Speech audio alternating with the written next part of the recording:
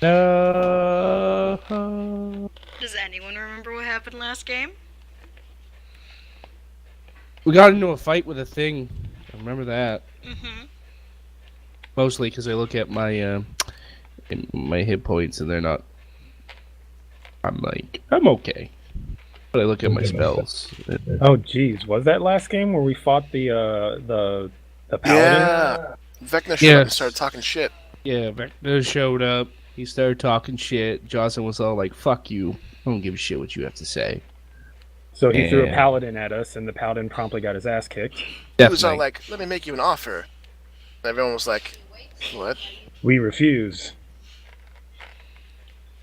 He was all like, "You could have came and visited us or me," and we're all like, "We don't want to Oh visit yeah, you." he tried to teleport us back to wherever he was, and we were all like, Right. "Nope, we're fine. We're good here. We're game.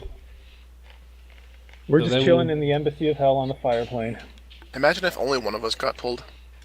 That would suck. Yeah. Oh God, that'd be terrible. It Yeah. was a possibility, yes. That'd break the party. Break the character. Yeah. Break the life. Get Percy'd. So a battle ensued. After the battle ensued, we were victorious. And then, what's her name? Almika. Almika. Yeah, got it right here. Almika.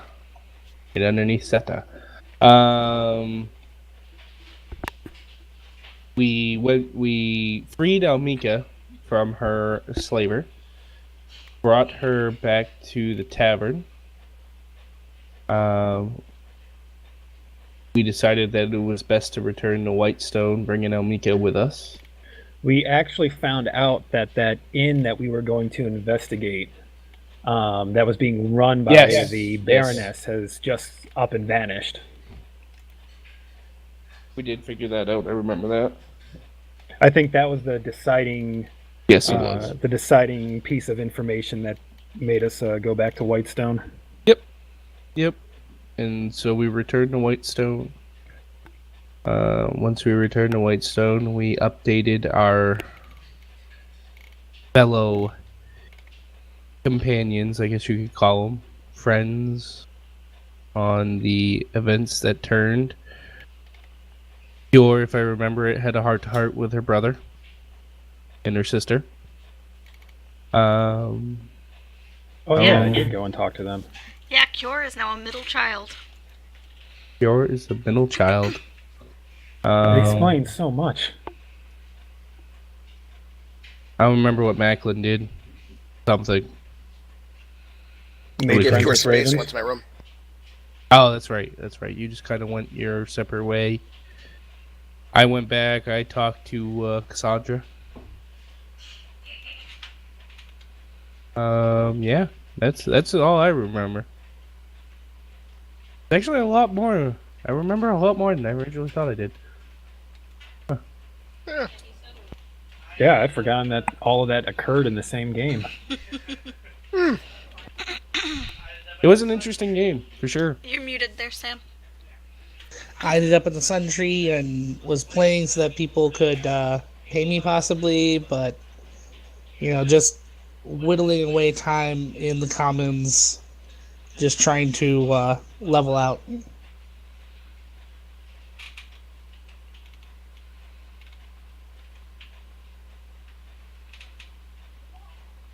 Townsend feels good about himself. Helped free a slave. Though we really didn't accomplish much. Still feels accomplished. Yeah, our target ran away. Or poofed away.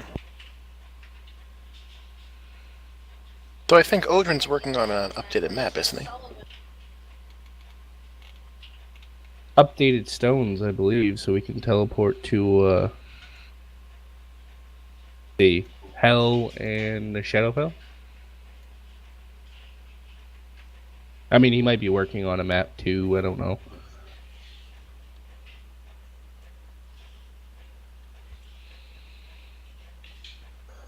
Yeah, no, it's at least updated updated stone so we can get to the next location and jump back. But he also has to start investigating to see where one of the things went. Alright, so we got some time to kill. You're the unimpressed. Was there any discussion about the mysterious Baron in the last game? The one to the No. south of Whitestone? The count. That's a count. We No, dropped th- that thread for now. 2 games ago, the one before last game, we talked about how that might be something we want to look into because their interactions are making things worse. Yeah, and I seem to recall there was, like, Whitestone was finally starting to prep its defenses, or someone was saying something along the lines of that, because I remember Cure being all like, "Finally!" But I can't remember what it was. I think Odrin was updating the wards. Yeah, no, that's all standard operating procedure. Odin found a way to make things stronger, so he went around and started helping up the wards, but it's still a several Arcanist situation, so they're cycling out with Allura and all that. They're cycling out with Alora and Gilmore and Odrin helping out, so the other 2 wizards aren't drained.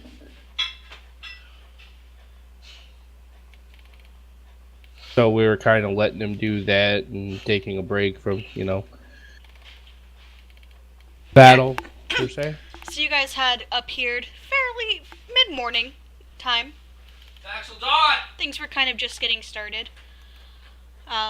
People were trickling into the farmer's market as Seamus played.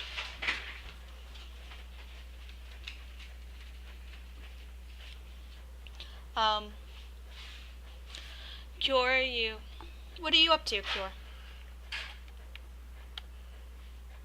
Let's start with What you. time? What was that? Let's start with you. It's mid-morning. Okay, mid-morning of the morning we arrived, so I already had my conversation with my Yes. brother and my sister. Yep. And it was decided between you all that Almika would study with Allura instead of Odrin, with his suspicious amount of young women. Which was fine by me. Okay. Almika, who had more or less had her fill of being around Ben for a little while, agreed that Allura and her wife Kima would be an excellent choice.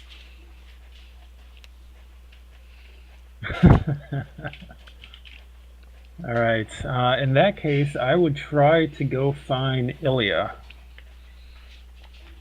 Alright, I know. where are you looking first? Well, I assume, given that she's the new mistress of the hunt, was it?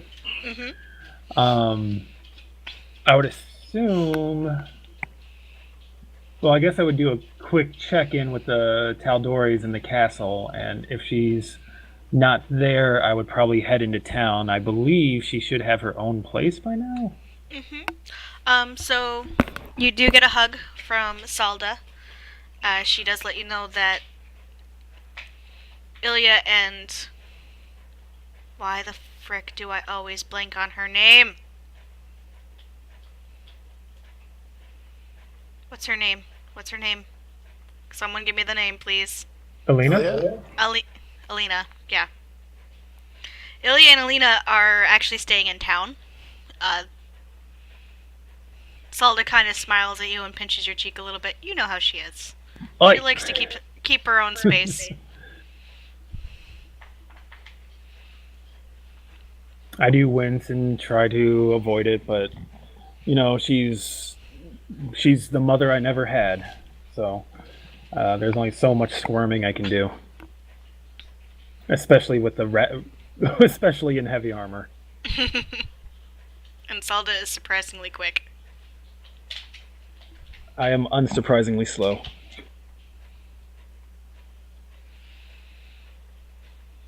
She lets you know that Ilya, when she is in town, has been staying in town. Okay, in that case, I would ask real quick if they heard any word from Gren by chance. Zelda gets a little sad and shakes her head. No. He had dinner with us that one night, and we were so happy to see him, but he disappeared shortly after. We thought he would be back, but it seems it was not meant to be. Anticipated. All right. In that case, I will kind of take my leave and then head into town to check on the place where Ilya's staying to see if she might be home. Okay.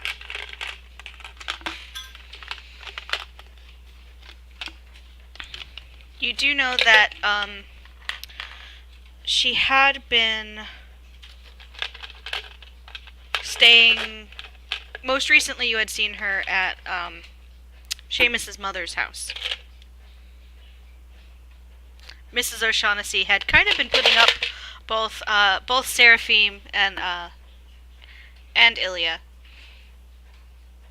as both Seraphim and Ilya are putting up both Dominica and Alina, because both Seraphim and Ilya had jobs in the city that required their attention. So Then that is where I would head. okay. Roll me a perception check.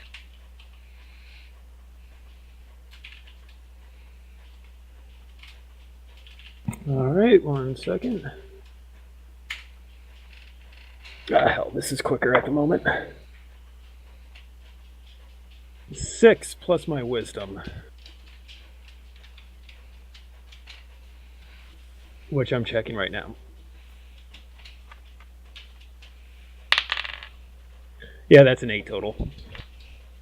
Okay. Good to know.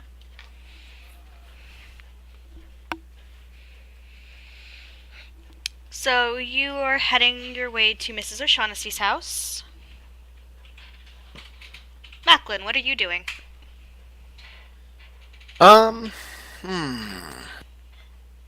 After spending about a half hour to an hour in that tiny little gnome-sized room, pontificating about the crumpled note I had found there and the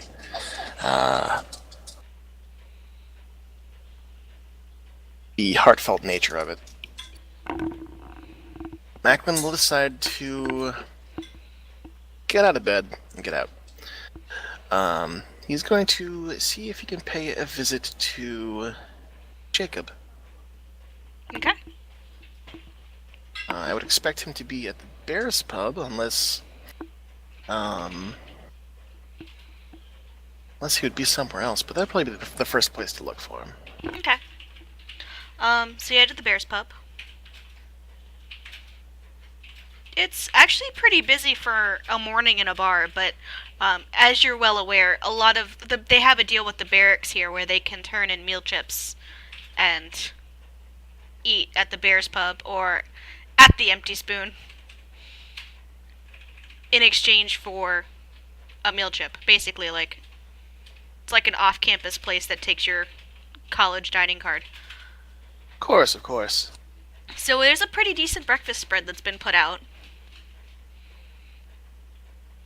And the place is hopping. I mean, between Chow Hall, the Empty Spoon, and the Bears Pub is the obvious choice, it seems. Alrighty, so I will slip in and make use of my small stature to weave into the crowd. Okay. With a 32. Oh yeah. No one seems to pay you any mind. There's a lot of shouting back and forth, some inside jokes that you're like, whatever, don't care. Yep. I'm not even going to bother looking for Jacob, because knowing him, he's being Jacob. I'm going to look for his brother, Rupert. Okay. You do find Rupert. Rupert is actually behind the bar. Oh. He is manning both a pot of coffee and a stack of beer steins. So, people who are just getting off shift are getting beer. People who are going on shift are more partaking in the coffee. Alright, so, yeah, Macklin will hobble his way on top of a stool if one is available. If not, he'll just shimmy up and use his elbows to prop himself up onto the counter between people. Yeah, you managed to kind of work your way through. You're good at crowds. Crowds are your thing. So you managed to find your way onto a bar stool, and no one's quite sure how you got there, but Hey, move your feet, lose your seat. And he'll call out to Rupert. My gods, they finally let you out of the kitchen. How are you doing, Big Bear? Rupert lets out this big Well, sometimes they let me out. Sometimes they even let me behind the bar. And he smiles at you. Water, right? You know me all too well. With a kind of a flick of his wrist, he pours you a very nice, clean wine glass of cold water and puts it in front of you. I feel spoiled. Say, Rupert, you haven't seen your brother anywhere, have you? Jacob, believe he is upstairs in one of the meeting rooms. He has commandeered it for an office. That sounds about his style. Well, I think I'll go pay him a visit. Let's see, where is that tip jar? And Macklin will search for a tip jar to throw a coin into. There is one on the side of the bar. It looks like it's kind of a general, it's very self-serve for breakfast, so there is one. It's got, change, pocket lint, couple buttons. He'll toss a gold coin in there and wave after Rupert. Yep, keep up the good work. Hang in there. Watch your shoelaces. He snaps his fingers and is reminded that some of these kids are better at tying up shoelaces than they are at drawing. And with that, he'll make his way toward the meeting room that Jacob has commandeered. Yep. With his wine glass in hand, of course. Yeah, of course. So you make your way upstairs, and you do find one of the conference rooms. Doors open. There is a board up. It's set up in very familiar. It seems like Jacob's office back at the Dagger. Oh, you don't waste any time, do you? Well, apparently, if you take bereavement leave around here, some chit of an assassin will try to take your spot. I prefer to call them personal days as opposed to mental leave. People seem to assume the worst when you throw the M word into things. Oh. He kind of shrugs his shoulders. Thankfully, I found some work for her to do, a little bit further away. Macklin makes his way in and stands at the desk, finding something to prop himself up with so that he's almost at eye level. Okay. Yeah, there's a couple things, and you do find a chair that will... Alright, he'll just drag it on over and hop on top of it to stand and face the guy. Okay, roll me a perception check. Oh no. Gonna be a challenge here, isn't there? Skill, perception. That's a 17. Okay. No, child, you do see on the desk a list of ongoing things, and it looks like he was trying to kind of slide it away, but you do see a couple of the names on the list. Sorrow, out on mission. Macklin, out on mission. The Raptors, occupied. You're not quite sure what to make of it, but... The Raptors, is that a name that I recognize? It is not. Well, I see the bookkeeping is as immaculate as always.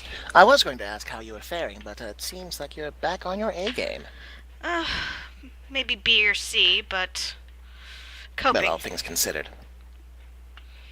Trying to figure out what we have left and what assets we have where. Not much. Not much, I'm afraid. As luck would have it, there's always new talent budding up, like spring flowers. Especially in this town. Small town, a lot of close quarters, purses to grab.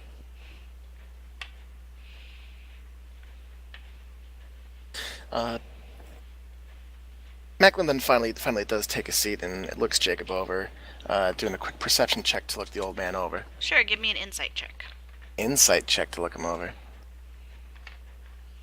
That's a 22. Okay. He looks like he's coming out of whatever, that mental break that you had to try and shake him out of. It looks like he's kind of coming out on the other side of it.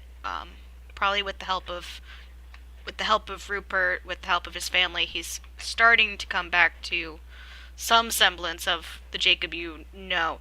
He looks like he's lost a bit of weight, and he looks tired. But he's back. He looks more or less stable. That's good. That's relieving. So after giving him that once over, he just sort of tilts his head and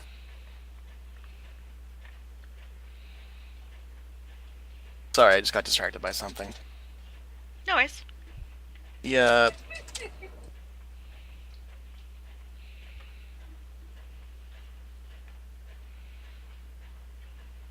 He tilts his head and nods a little bit. A lot of us were worried about you when we saw you had pulled out of the Western situation. But it seems like now you're back on your feet, back to work. Trust you're not working too hard. No. It has mostly been office work and organizational such. Not any missions or anything serious. Ah, well, clerical duties can be just as mind-numbing as escorts. True. Speaking of missions, how are you doing? Ah, well. If it's not a red herring, it's a wild goose chase. But I do believe we are making strides as far as teamwork goes. They're, dare I say it, slowly but surely turning into a proper squad. Good. And so long as we could hopefully get some of them to put their ego aside and, well, not so much ego, but the guardedness. Understandably so. I mean, they've all been through hell and back, but some of these conversations just go in circles. But I wouldn't have accepted if I wasn't a firm believer in fixer-uppers. Yes. I think you are the right man for the job. And Well, we can't not us. operate without a civilization. Do you know how that goes? He inclines his head and takes a sip. And, with that he stands and, dusts himself off a little bit. I did want to ask if, check in, actually. There's been word of a count to the south. I'm sure you've already heard of it. Someone who employs the use of changelings. Not changelings, sorry, I get confused. What's that word? It's on the tip of my tongue. Doppelganger. Doppelganger, that's the one. Someone using doppelgangers to collect information. Kind of like, what we do, but more monstrous and toothy. Do we know anything about this gentleman? He kind of nods to you and pulls out a bigger book, opening it up and kind of looking it over. Oh, I love the bigger book. Do you remember his name? Oh no, I didn't write this down, did I?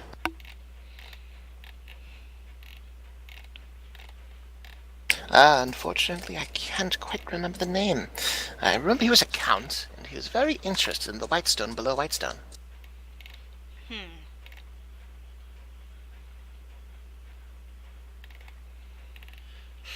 Let me just look. Count to the south, you said?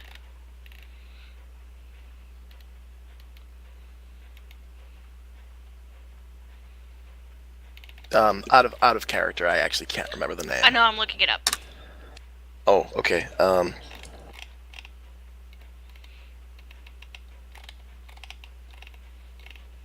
think it starts with the C, but blah blah blah blah blah blah.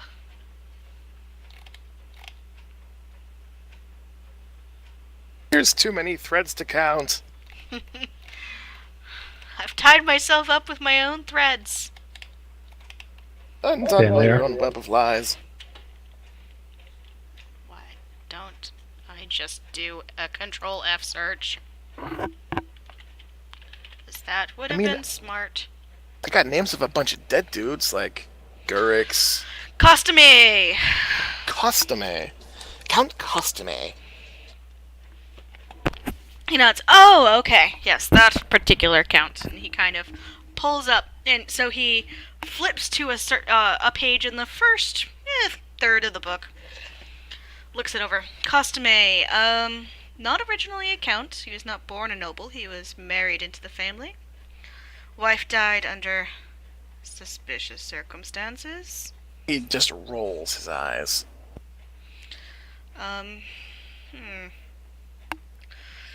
Looks like worked with the Myriad. Typical. No, just give me another reason to want to slit this man's throat, please. He has been gathering power in the south, mostly... Power as in armed forces or arcanists? Yes, I've been building a... Started as a refugee camp, but, like Whitestone, has become a little more. There were rumors that he was planning on trying to form his own principality inside of Taldore, but... Well, the way things are going, if should he defend himself against the legion of undead, he might be the second last stand for civilization. Indeed. Do we know if he's on the level? On level? No, probably not, but is he dealing directly with Vecna? I think he's too vain for that. Yes, that takes a special kind of stupid. I believe he has his own machinations, and No, I'll keep my ears open for that one. I was curious if whether or not I should take a detour. Could be several more days before we head out on our next excursion. We have to pinpoint those last things. The artifacts of interest, Vecna's personal amplifier, whatever. of course. Well, I'll keep that information under my belt for now. And he looks Jacob over once more and kind of tilts his head. You know, if we ever need to talk about something, Of course, I know. We He are smiles old and friends. nods his head and goes to turn, and then sort of pauses at the door. there was one more thing I did want to talk to you about. And considering Sorrow's out of town and you're back to being the boss, do you happen to know of a woman named Cinder? Doing business in the elemental plane of fire. Yes, I'm familiar with her. She hates her job, Jacob. She is doing her time. Macklin. No wonder she hates her job then. He inclines his head, and that's really all he needs to hear. Perhaps when this is all over, we can have a discussion with her on whether or not she's learned her lesson. Well, I doubt it, but well, I'm not one to pass judgment one way or another. I was merely asked to put in a good word, a favor for a favor. of course, if she's doing you a favor, she might actually be doing her job. He kind of stretches and leans back in the chair, and he actually looks like he's getting comfortable. Like he's like this is what he was meant to do. Yep, very well. Take care, Jacob. I'll be in touch. Please do. Macklin makes his way out of the pub stealthily.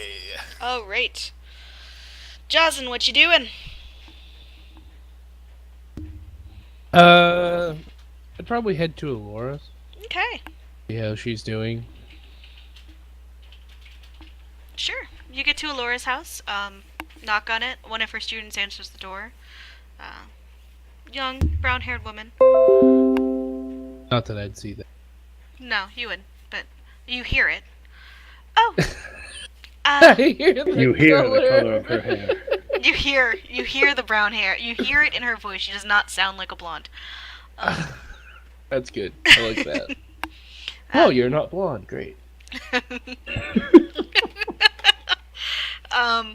She kind of looks to you and, oh, Jocelyn, I believe Allura had anticipated you. Follow me. Been scrying on me again. I follow her. Yeah, you follow her. She leads you to a little parlor. Tea has been set up. There's food. You smell scones and cookies. Oh, it's my favorite. Blueberry, actually. They're just in season. Oh, So. even better.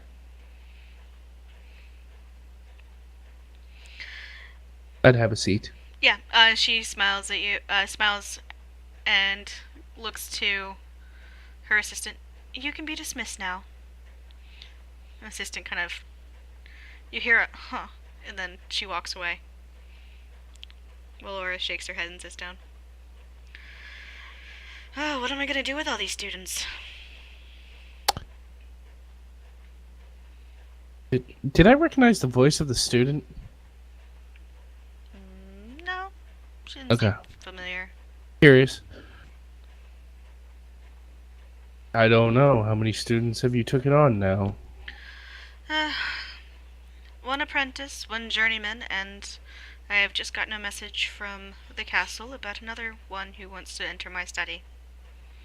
So, it'll be 3 now. So, let me get this straight. Not only are you performing magics to protect the city, you're also taking on all these people as students.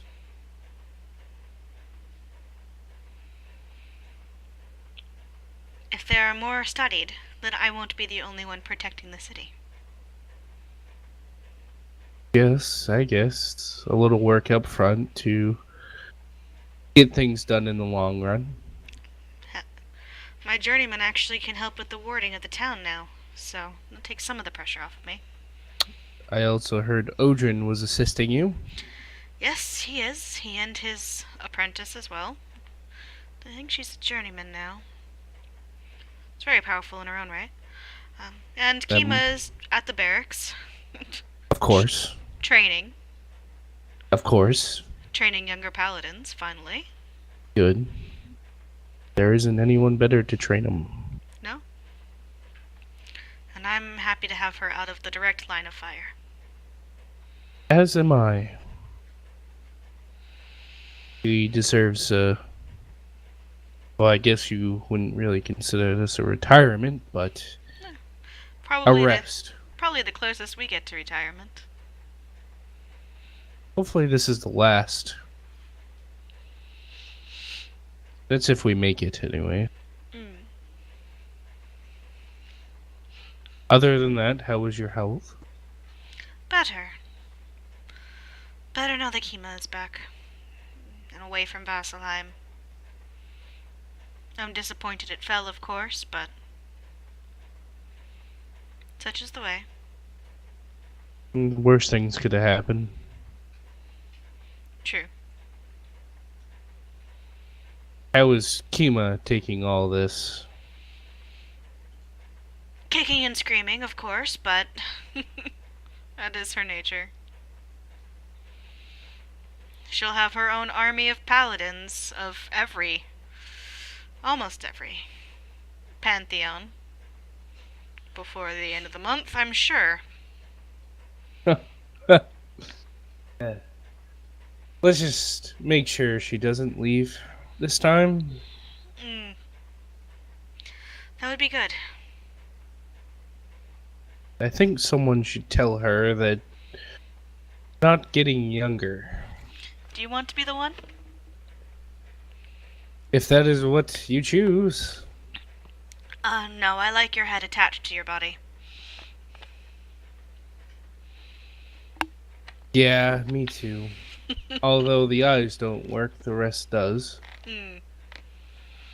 And very well. Giggity. It was a very oddly timed giggity. Oh god, that is awesome. Sorry. Give me a great character, knock it off. Alright then. Anyways. So we went to I don't know how much you've heard, but we went to the fire plane. Hmm. We ended up bringing back a slave, fortunately. But Yes. fortunately, she is free. Omika, my newest student. How do you know Amika? She is going to be my newest student. Her brother sent me a message about 10-15 minutes ago. That makes more sense now. I also had to run in with the Undying.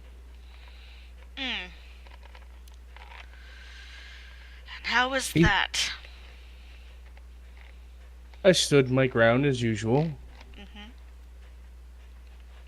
He's able to move his crystals in almost what seems like a blink of an eye, which involves moving whole buildings. Move them or destroy them and try and rebuild them elsewhere. Ah, I never thought of that. But every time we've destroyed them, they never exploded like that. Because you destroy them in a more destructive way, if that makes sense. No, but I'll take your word for it.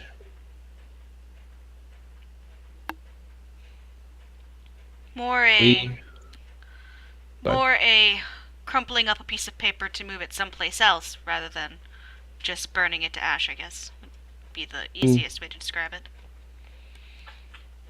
however he decides, I think he's starting to get more nervous. It's strange for him to come out of nowhere, distract us that manner that he did. Mm. You are gathering some notice then. Things will get more dangerous now, but it means you're on the right track. I mean, that's my thoughts as well. I feel as though we corner a fox, and what does he do? He strikes. Mm-hmm. So, I figured at this moment of rest, I'd come and have some tea. Of course. I'm tired. Yes, I imagine the time difference is quite a lot, actually. No, I'm tired. Yes, well. And then I just go on and have conversation. Yeah, you Ball guys talk. move to later topics. The mostly magical, arcane such. Yeah, trying to figure out what spell would this be? How powerful could he be? Mm-hmm. Seamus. And that's when the have you been scrying on me would come out. She laughs. No, you tripped the wards when you came into town. Of course. Call it wishful thinking. I don't put anything past you.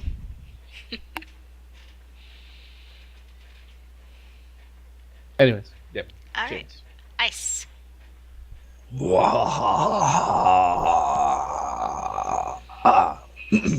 I mean, hi. What are you up to? After playing for, I'd say about an hour, no matter how much money I got or didn't get, I would then head home and help bake goodies. Alright, roll me a d6.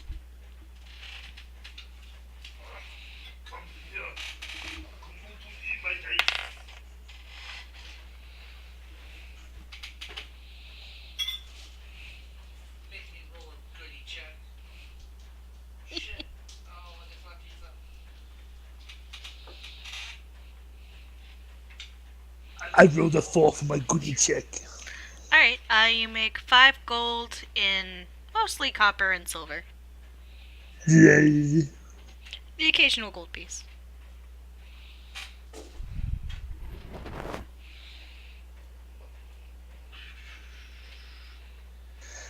And yeah, I went back home to make sweet goodies with whoever happens to be in the house at the time. Okay.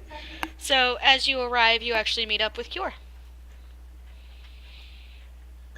Oh. Why are you here?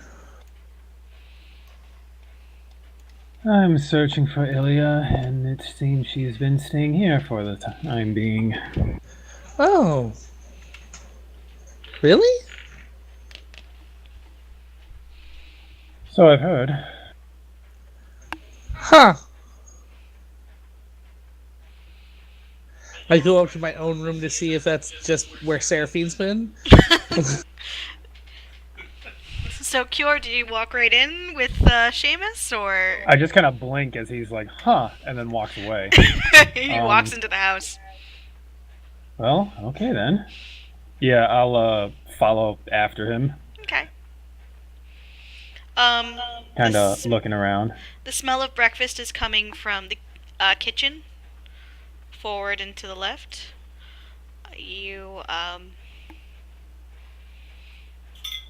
Seamus, you go upstairs and check your bedroom, and you do find that it has been recently slept in.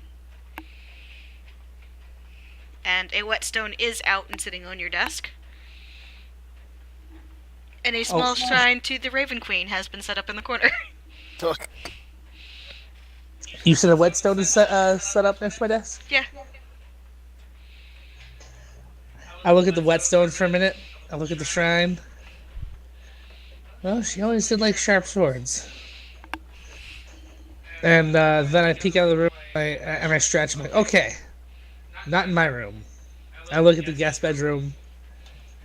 I'm like, So, this is your bedroom.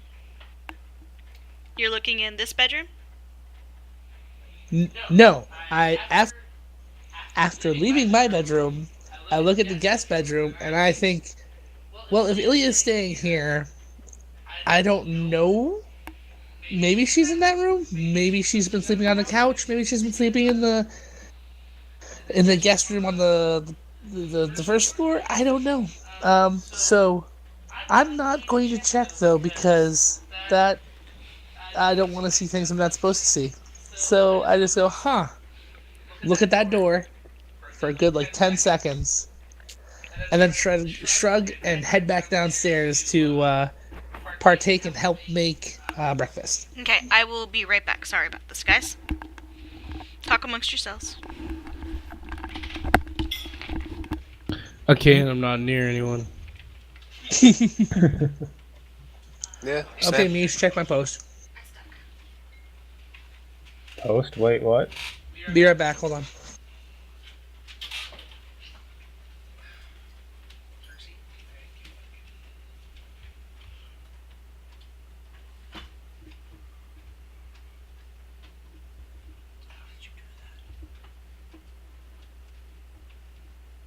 Nope, that's not what he meant by post.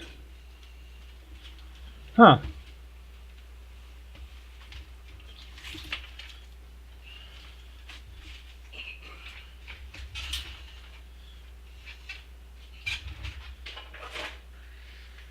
Okay, my headphones are on. Welcome back. Thank you. Had to help rescue my wife from her blocked-in area because the baby was in the way.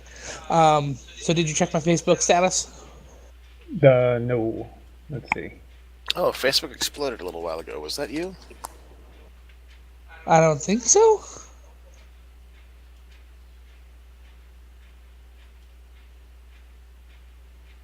Oh. So it was the memory card or the graphics card? Yeah. I mean, I did. So I did the first test out, and I forgot to do it in Command Shell. So when it finished, it just closed out. And then I read, I double checked how to run it properly, and did 1,000 iterations. So I'm like, oh, this might take a while. that finished in like less than 2 minutes and showed a bunch of errors. I'm like, well, they suggest using 50,000 iterations and then wait and see how it goes from there. And yeah, 4.3 billion errors for Holy doing. shit. Yeah, that's 4.3 billion errors for writing across 4 gigabytes of RAM across all 50,000 iterations. So yeah. One or more, and because this isn't all just like writing once on every single bit, and it's sometimes moving into shared RAM, it's not exactly accurate. But yeah.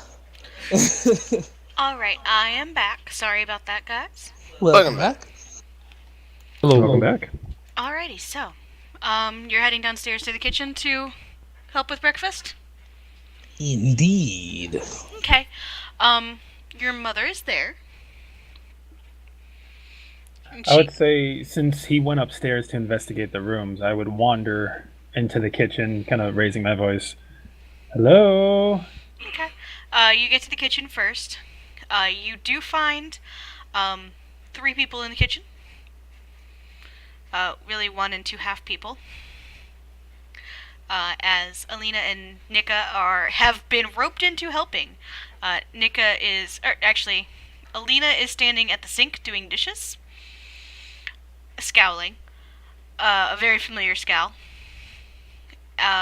Nika looks like helping rolling out biscuits. As Mrs. O'Shaughnessy looks up, "Oh, Cure, are you and Seamus back then?" Yes, for the time being. We've only just returned. I was asking up at the castle, and they happened to send me this way. Have you seen Ilya by chance? Oh, Ilya's on walkabout at the moment. Walkabout. Part of her duties as being the mistress of the Grey Hunt is she has to patrol outside of the city as well as inside. Do you know how long she's been gone? I'm just trying to decide if it's worth trying to catch up to her. 2 days? She'll probably be back today or tomorrow. Few days. Huh. She left shortly after you did. Much better off waiting around then. Alright, well, perhaps if you happen to see her before I do, you could tell her that I'm looking for her? Of course, you're staying for breakfast. I wouldn't want to impose. It's no imposition. Then I suppose I could spare some time. Is there any way I could help you? Why don't you help Alina with dishes? Alina, I want those clean. Oh. And Alina just scowls and dunks a plate in the dishwater. Very well. Give me one moment. And I'll head over into the living room area to, like, take off my gauntlets, unbuckle my mantle, remove my cloak, do the buckles on the side of my gear. You know, just kind of stripping down so I could actually help with washing dishes without making a mess of things. Yeah, you disarm and disarmor? I don't know. There's a word for it. I just don't know it right now. Doff. Disarm and doff. You're just going down to tunic and pants and mask, or? Just, The mask stays on. getting rid of all the top armor. Probably I'm trying to figure out how armor works. Probably remove the armor on my pauldrons and along my arms, and just do that so I have my arms free. Okay. I would probably, after a moment of thinking it over, I would remove my mask and put it into my satchel before joining them and working on dishes. Okay. Alina, you have finally found something that Alina is terrible at. And it is dishes. Oh, you sweet child. And she's just scowling at a plate. I've cleaned this 4 times. Well, here, let me show you what you're supposed to do. So you get the feeling that she's just dunking them in the water and hoping that they get clean. I'm only marginally better. You do remember to use the washcloth to, like, wipe them down.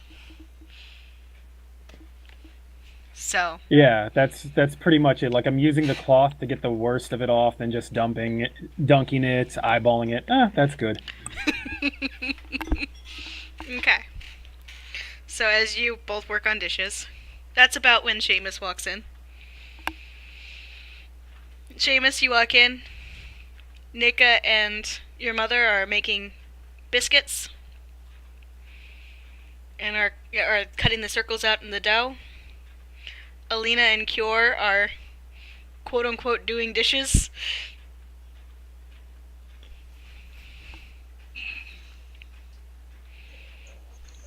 I look at Alina and Cure and watch the way they're doing the dishes.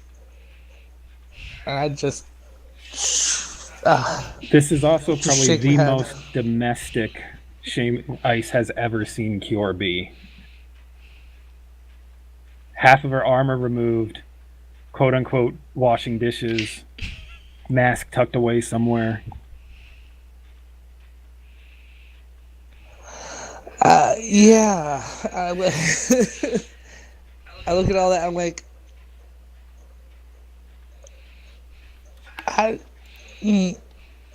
and then deciding that the things I might have helped with are already well in hand.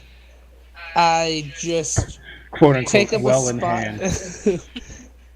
I just take a spot and I admire what's going on, and I just start playing mood music in the background. Your mother looks over to you and goes, young man, I have work for you. Get this bacon frying.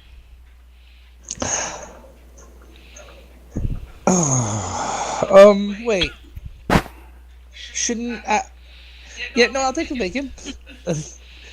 As I reconsider my life choices of almost saying, why don't we let Cure do that so someone who can actually clean?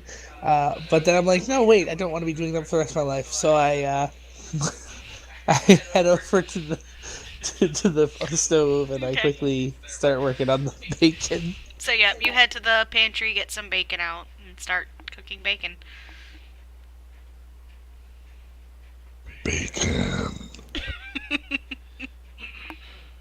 As Ice is put to work, I actually start.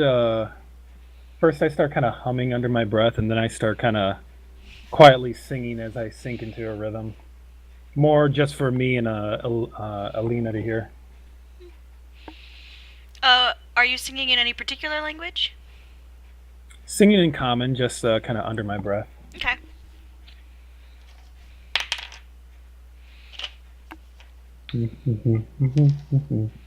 Alina, Mash the bottles and burn the corks, cut the cloth and turn the fan, pour the milk in the pantry for me. It's just if Alina like stops and listens, it's very much a song that's kind of about making a mess, but it has a rhythm into it that I kind of use to focus on washing the dishes. okay.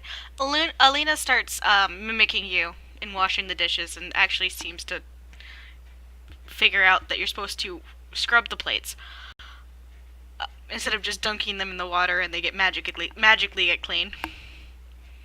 And she starts kind of yeah. She starts singing with you, picking up a harmony.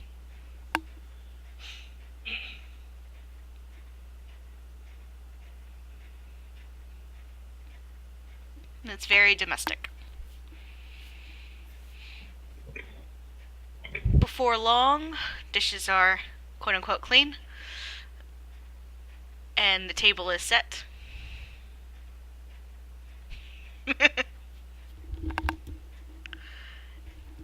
With bacon, eggs, fresh biscuits. A good-sized breakfast.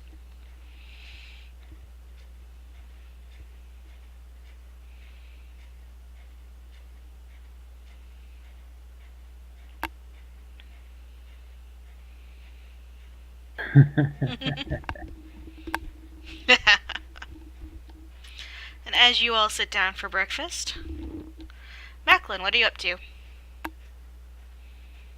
Macklin, good question. What is Macklin up to?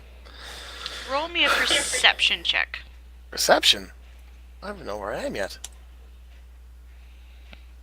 That's a 14. Okay. So, as you leave the Bears Pub, the frickety frick is my map. Where the frickety frick is my map? Guys, where the frickety frick is my map? There we are. So as you leave the Bears Pub, you do see a couple of paladins coming down off the wall. Looks like a shift change. Okay. One looks familiar. It is a paladin of the Raven Queen. Is it that big dude? It is not the big dude. Is it that gnome? It's not the little dudes either. It's Lothario.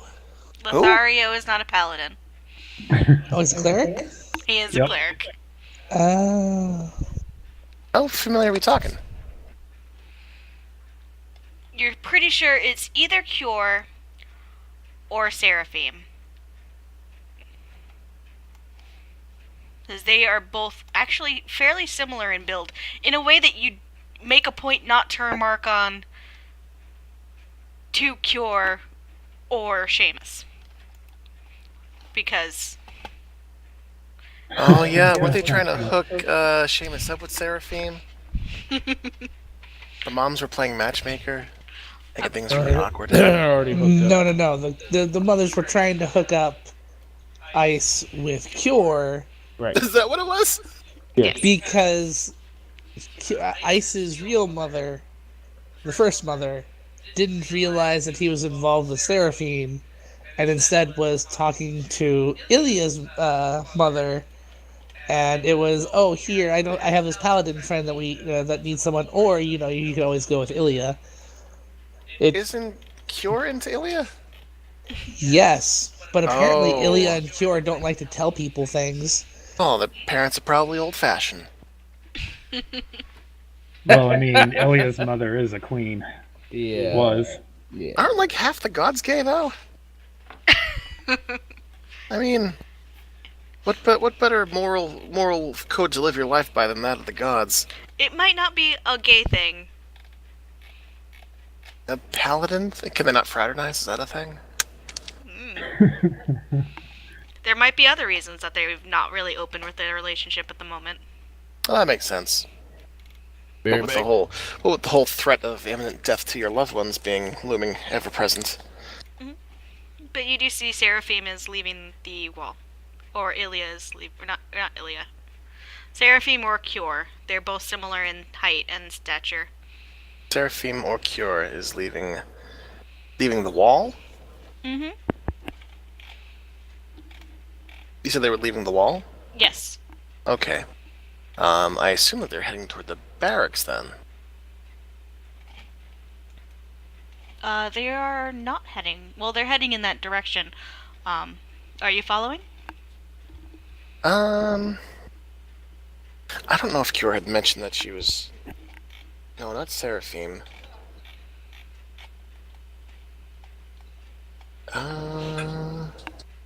Yeah, why not? I'm nosy. I'll keep tabs on people. Let's do a stealth check. Okay. Keeping tabs on people of interest. That's what I like to do in this game. That's a 30? Okay. Yeah, you follow. The paladin doesn't seem to notice you. Seems to be a little bit on the tired side. Gets to about here, so kind of a moving cure for example's sake. Kind of basically gets off the wall here, comes up this way, walks up here. You expect her to go straight, but she actually turns right. Turns right. Over to a place you've been before. Oh, Seamus's house. Yeah. Oh, that makes sense. Yeah, why not? I will come out of hiding by just sort of swooping down from a high perch to tip tip trot trot, sort of next to the young lady. She looks a little startled as you kind of come out of nowhere. Oh, sorry. It's been a long night. He just tilts his head and glances up at her, hands behind his back in his cloak. It is not cure. Not cure. So he tilts his head a little bit more. I'm sorry. I thought you were someone else. Yeah, it happens a lot. I don't think I've actually met this person. You have not met Seraphim. I have not met Seraphim, so I thought this was cure. She kind of grins at you. There's an interesting story about this mix-up happening. I assume you think I'm Cure. He nods a little briskly. It's not the first Not time it. it's happened, though it's the other way around last time. She kind of swings the door open. Are you friends with the O'Shaughnessy's? Yeah, I'm staying here as well. Small world. And he's gonna make his way toward the door, following her, and peek his head in, see if he can't find Seamus in the mix. Okay. You do hear people talking. You hear Cure's voice. You do hear Seamus's voice. You hear the voices of 2 young girls and 1 old woman. Alright, with the door open, he'll do a quick rap tap tap tap tap on the door and call out gently, not too loudly.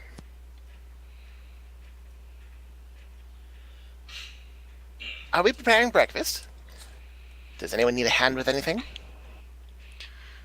Yeah, actually, the girls by the sink need help with the dishes, so if you could come by. Ah, dishes. The most deceptively difficult of the kitchen tasks. I don't suppose anyone knows the old heat water spell. We're already sitting down. Why don't you come sit and join us for breakfast? The older woman says, Mrs. O'Shaughnessy says. We'll worry about the dishes later. Don't mind if I do. And he'll hang his heavy cloak up, and his suspenders, and his nice pressed shirt, and his nice tightly belted pants. You do see... You look sharp. Yeah. You do see the paladin start to remove bits of armor here and there, mostly like breastplate. I think I can throw my thing on the deck. Greaves, just things like that. Just she's getting rid of most of it. How scandalous. She's still in a tunic and her feathered cloak and her mask.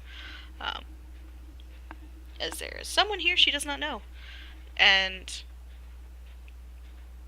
mostly strips down to tunic, her mantle and her mask, and she kind of heads inside and looks around.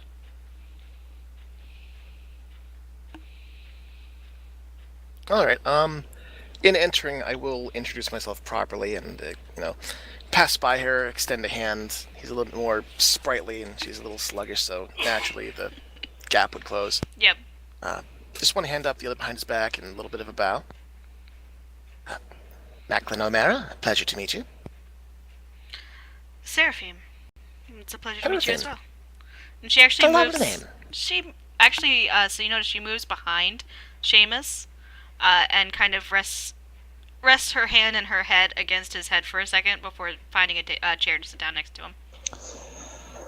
Oh, I rest my hand on hers for a second and kind of lean back into her before she moves away. if that isn't a tell, I don't know what is. Yeah, that does not require an insight check.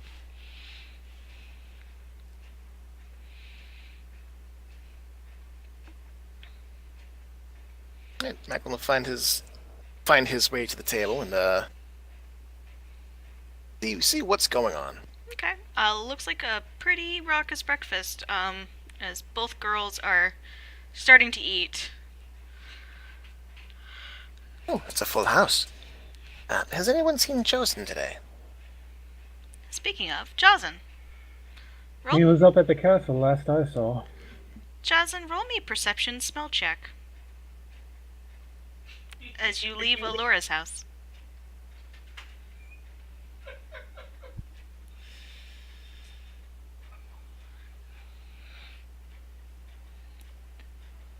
Are you there? I think he stepped away.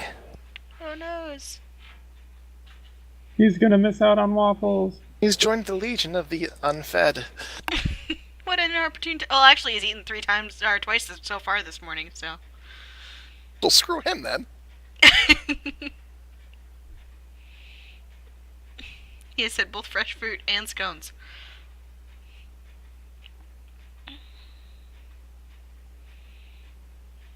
Are we short of John? Are we short of John? I will message him. We're short of John. What's shortage on? Things kind of like Ligma.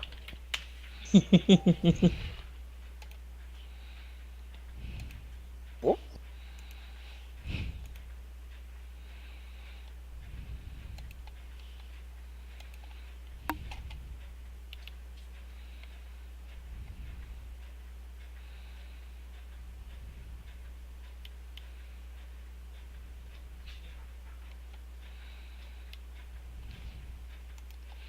Alright, anyway, so breakfast. How's breakfast going, guys? hopefully pleasant. I'm back. Oh, Welcome welcome back. Roll me a perception smell. As you leave Alora's house.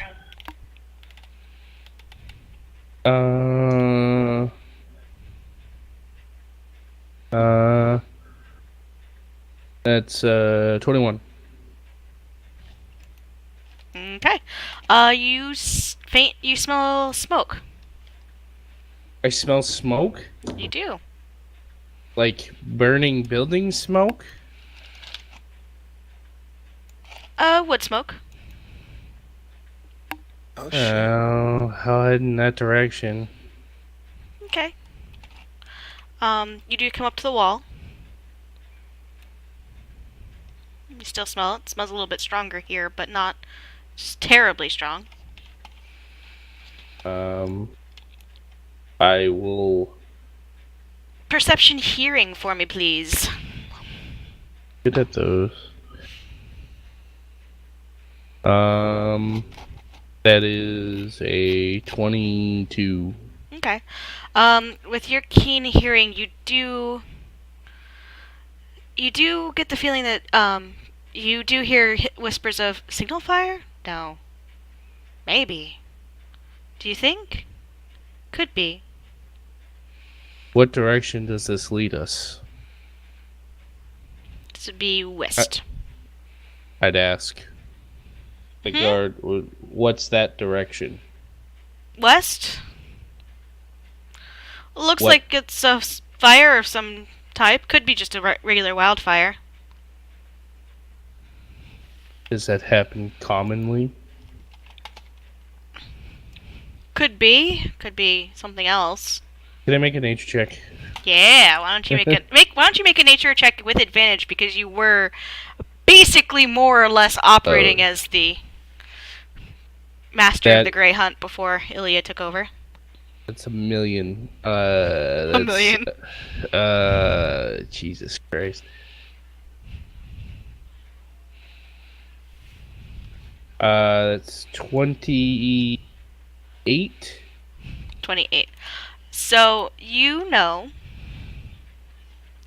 that while it is possible that it is a natural fire, it is exceptionally unlikely for it to be a natural fire, considering that it is the coming up on winter.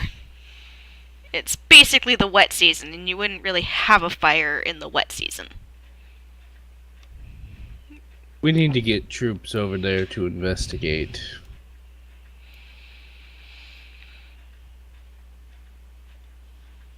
I look over or motion for the guard. Oh, I mean, we could.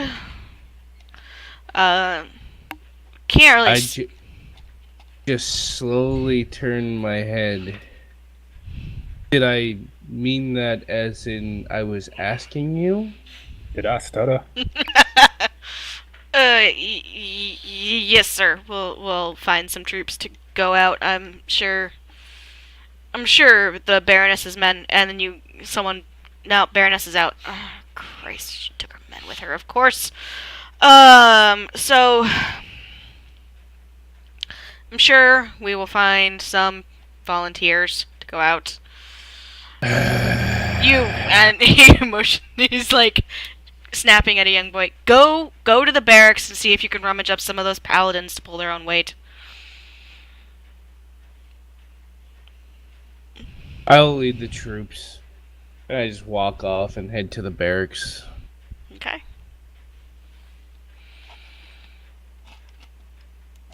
Mumbling. I hate. Don't listen. Nobody listens. Why don't people? Damn it. Okay, so It's supposed to be my vacation. are you heading to the barracks or are you going to find your party? I don't know where my party would be. We're all split up. Four different people, all with different interests, backgrounds, and stories. We could be anywhere in the city, completely disparate from one another. True. I mean, the odds of any three of us happening to congregate in the same spot are unthinkable. Yeah, definitely go to the barracks. I rolled a 10 Okay. for an intelligence check to see if I could figure out where any of them could be. Hold on, let me check my spells, see if I have any type of messaging, because I don't think I took it. Yeah. Fucker. Okay. Yeah, I didn't take it. Alright. So, yeah, I head to the barracks to find troops. Alright, you head to the barracks. You do find a couple, some paladins training outside. It looks like most of them are, you find a squad of about 7 or 8, mixed denominations of paladins. These all seem to be gold and shiny of Palor and Bahamut, are running through footwork drills. They're actually distractingly shiny. Okay. And in front of them is a short form who is yelling at them as they run their drills. Okay. I will walk up to Kima. As I recognize the voice and put my hand on their shoulder. I need 3 of your best paladins. Alright. 3 of the best. I need to take them on a short adventure. Well, you don't want any of these ones. And she motions to the group, who look... at least 2 of them look a little sad about it. Too bad I can't see this. I hear the deep sighs. You hear sighs and you hear the crunching of armor as they're like, "Aw," and they kind of like slump. You feel the disappointment. Now, come on. You know That's how you not can a way to increase morale. You know how you can feel secondhand embarrassment? Mm-hmm. Oh, yeah. You feel the awkward? Yeah, you feel it. I probably want Seraphim. She just got off shift. She'll probably be at her house. She's staying with Mrs. O'Shaughnessy in the city so she can have free babysitting. You're gonna want... Who else? Eh. I mean, I am, but I have a feeling you're going to say no to that. And plus, Allie wouldn't like it. Unless you want me to go with you.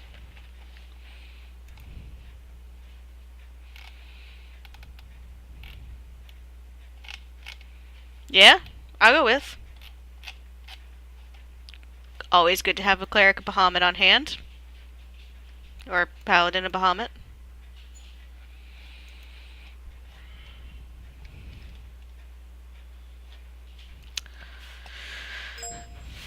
You there? User disconnected from your channel. I think he's having some internet troubles. Okay. That will explain it.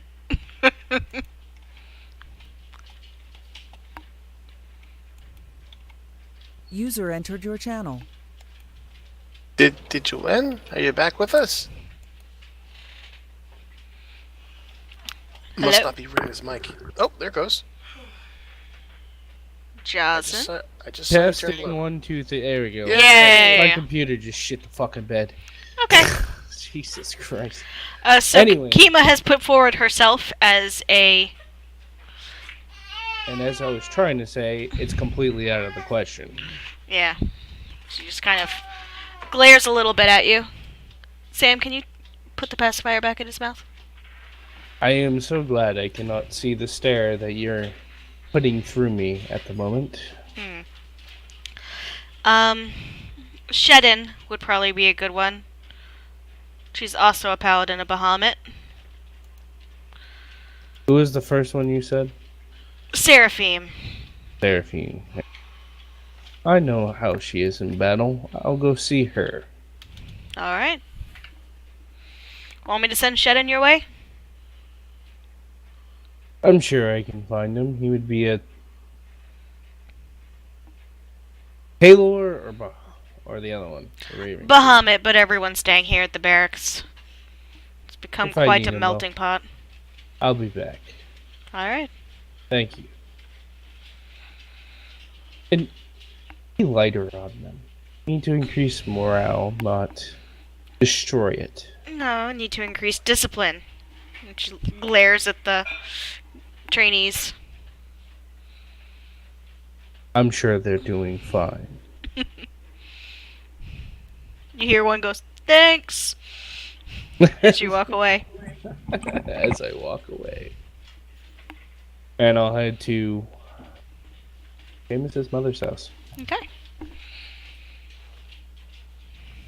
I am so not prepared for any battles.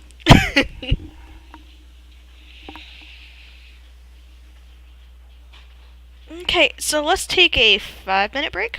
Just a quickie. Okay. Grab some water, go to the bathroom real quick, and come back. Alright. Because I think, Mish just walked away for a minute, so. Yeah, you did. Mish, you fool. And I think Sam had to go grab something to eat, and I need to grab a snack real quick, so. Mish, you hungry fool. Run, Damn, you hungry fool. Actually, a snack doesn't sound bad right now. Yeah, let's do that. Yeah.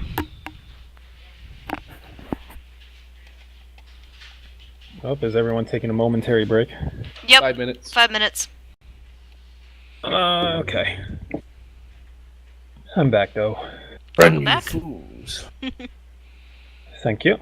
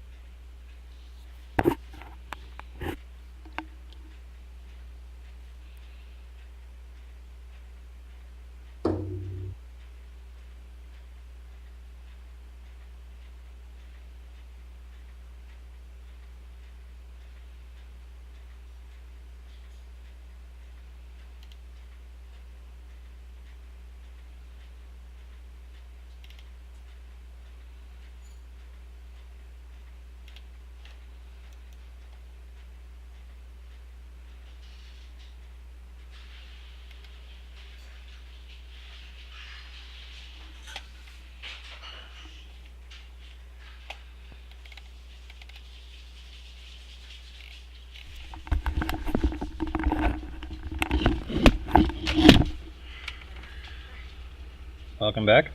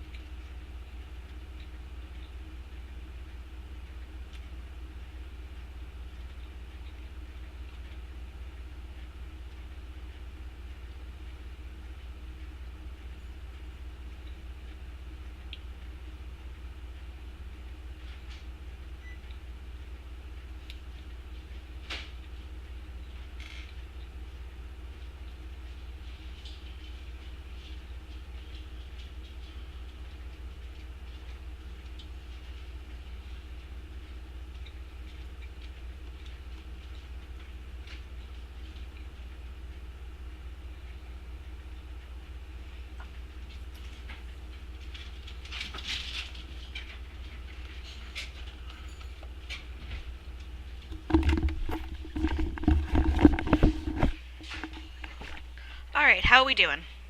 Welcome back. Thank you. Good. Alrighty. Still short of Macklin?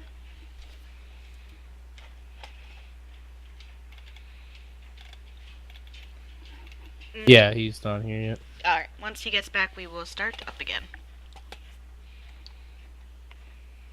Microphone muted.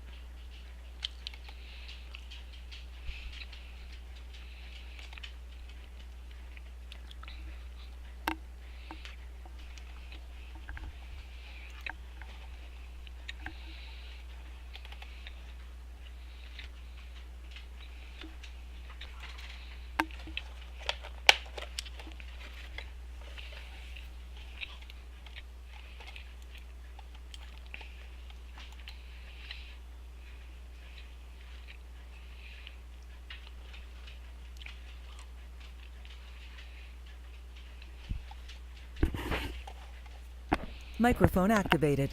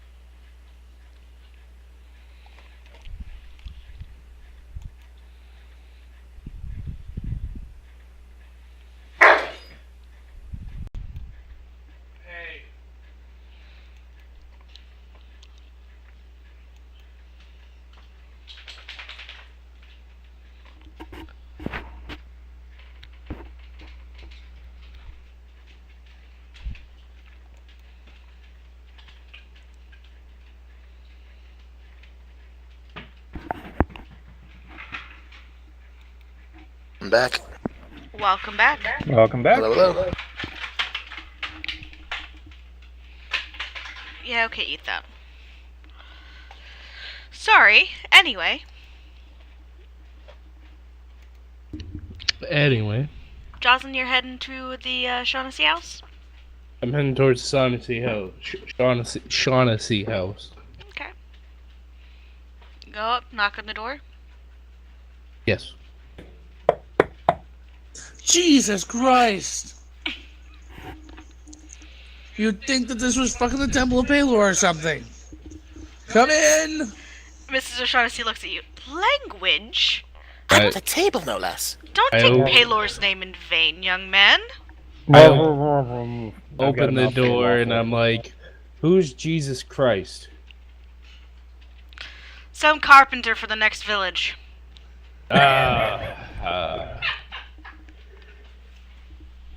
The guy who thinks he's the son of Palor, isn't he? Something like that.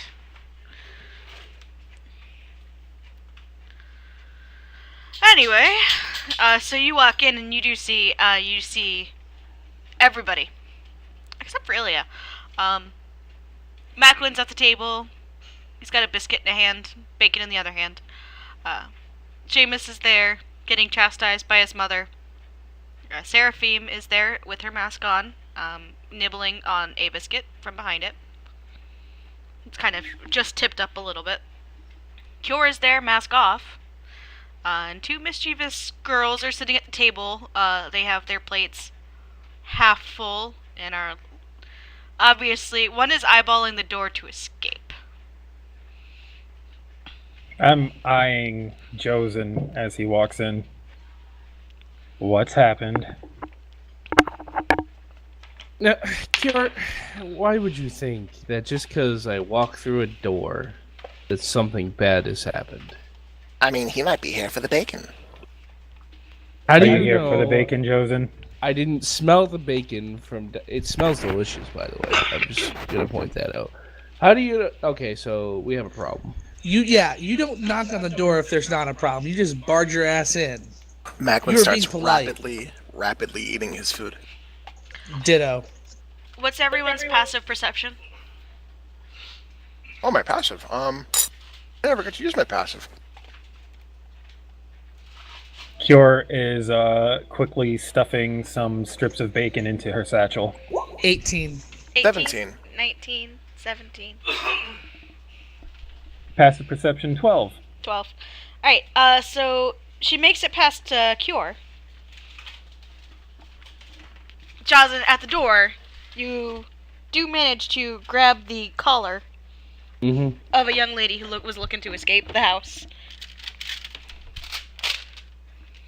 I just smile.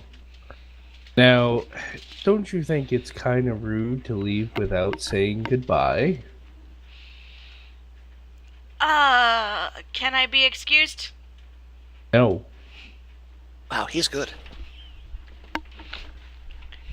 Is Alina. While everyone's distracted, I'm stuffing Bacon in the I'm pocket stuffing bacon. bacon into my satchel. The satchel? Into the satchel. I I turn heard the you. youngling around and push her back to the table. She is marched back to the table and back to her chair. Satchel bacon. Mrs. O'Shaughnessy looks at you How many- very confused. I can pack you supplies. I pack supplies for Ilya all the time when she's on walkabout. How many strips can I get in there? I mean, you could take the plate and dump them in there if you wanted to. You can take the plate and dump it in. Well, I don't want to be rude. It's a satchel. Alright, you managed to grab a handful of pocket bacon. So let's say 8 strips of pocket bacon. I, for one, would love a bag lunch. That sounds lovely. Of course. I'd be happy That- to pack up some supplies. I kind of paused. That would be very nice. Oh, Miss O'Shaughnessy, you're a saint. Well, I try to take care of you all. Dawson sneaks his hand in and grabs a piece of bacon. In Once my upon satchel? a time, my husband No. was an adventurer. So I know how you all are. It's always business, business, business. You need some place to come to. And someone to make sure you're eating food. Not just As what she's passes telling for us- food and inns. And she's saying this as she's, like, moved to the pantry and she's got a basket out. And or, not a basket, but, but like a messenger bag. And she's kind of, like, looking at some hard cheeses and kind of putting those in. And looking at some fruit and kind of putting that in. And she grabs a couple loaves of bread and puts that in the satchel. As she's doing this, I pull a muffin out of my satchel and start nibbling on it. Yes, you do. Oh, I also retrieve my mask from the satchel. Since Your it's getting bacon time mask? to get... No, it's the mask is actually free of bacon grease. That is a That- thing it's about that non- magic items. That non-stick porcelain, right? It's a non-stick porcelain.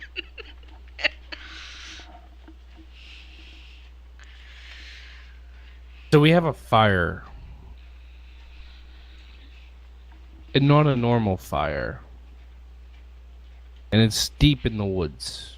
I believe it's deep in the woods. Are we talking heck fire?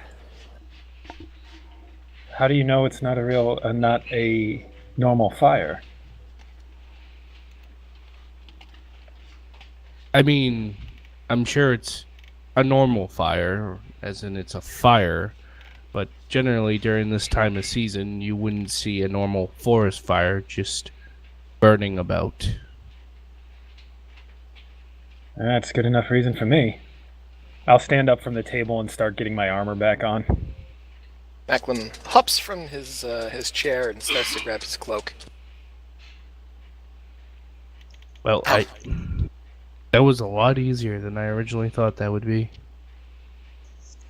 Well, I mean, you're literally telling us there's a fire, we should go. That's kind of hard to not abide by. I'll see about getting to the Sun Tree. If I can get to my birds, they may be able to get me a better view of what's going on. Why is everyone laughing? They're very good birds. Kiora doesn't laugh, she just nods. That's a good idea.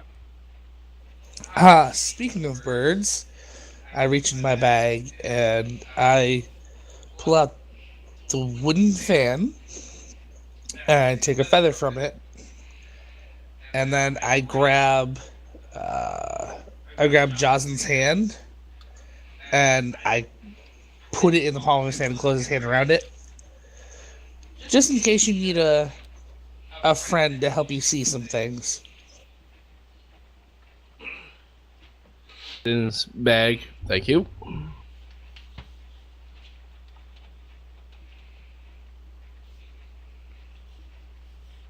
Buttoning up, doubling up on the belt, checking over his weapons, he turns over to Miss Shaughnessy and... I feel well- like this bag goes to you, and she kind of gives you a fairly decently packed, let's call it 5 days of rations. 5 days of rations made with love. Yeah, but yeah, they're good rations that are made with love, so. Thank you, much obliged, as always. Of course, anytime you all need anything, please let me know. I can... We always know who to stop by and see. I'm not a fighter or thief or anything good like that, but I can keep you all fed and maybe rested. I need so much rest, you have no idea. When you get back. No rest for the weary. You sound like Ilya. Yeah, Thank you. That's not a compliment. Maybe not to you. Or should it be to you? Anyways, shall we be off? Yes, we're quite well packed. We should be off. Ta-ta, hugs and kisses, and keep that hearth warm. And Macklin is going to dart out of there and use his cunning action to just bolt toward the Sun Tree. Okay. Ice walks around back of Seraphine, wraps his arms around her for a hug, and kisses the back of her neck, since he can't get to her face. Stay safe. Keep everyone safe. That's what I do. I give her a squeeze, and then I let go and head out the front door. Okay. I look to Alina. Don't get into trouble. Or at the very least, don't get caught. You say that fire was in the forest? What'd you say? She broke up? Oh, she looks at you and goes, "Did you say the fire was in the forest?" Yes. Okay. I squint at her immediately. From behind my mask. Okay. What do you looking for? Just to see... The way she asked that suggests that she might know something, possibly. Okay, roll an insight check. 24. She seems worried. Kind of nods slightly. Swear to God, if Gren can't handle a campfire. Your mother will be fine. Okay, if you say so. She knows how to handle herself. Okay. Alright, she said she nods. She still does look concerned though. Jocelyn smiles. Plus, she has us. Nods.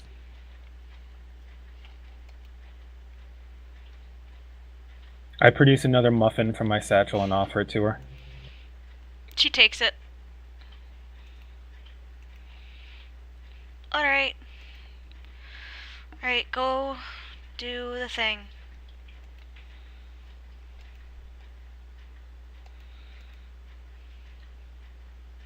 And then we head out the door. Actually, you said Nika is there as well, right? She's sitting at the table, kind of swinging her feet. She's looking at her friend with concern, but, she's finished her breakfast and is kind of just waiting patiently. She's I pull a definitely muffin the out for her as well. She takes it. Oh! Horatio will like this. Hmm. Sure. And with that, she summons a monkey. I just kind of sigh, like, and then I'll turn and walk out. Okay. Just not even touching that.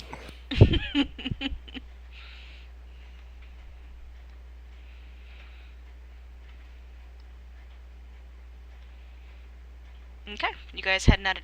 You're heading to the sentry first. Yes. Okay. Macklin, you arrive first with your double dashes and all that. Yep, just using all my movement action, cutting action to get over there quicker. And first is gonna see if there are any crows about. The ravens. Okay. Yeah, there's a couple about. Hey. The F, dude. Hold on, sorry. Dog is being weird.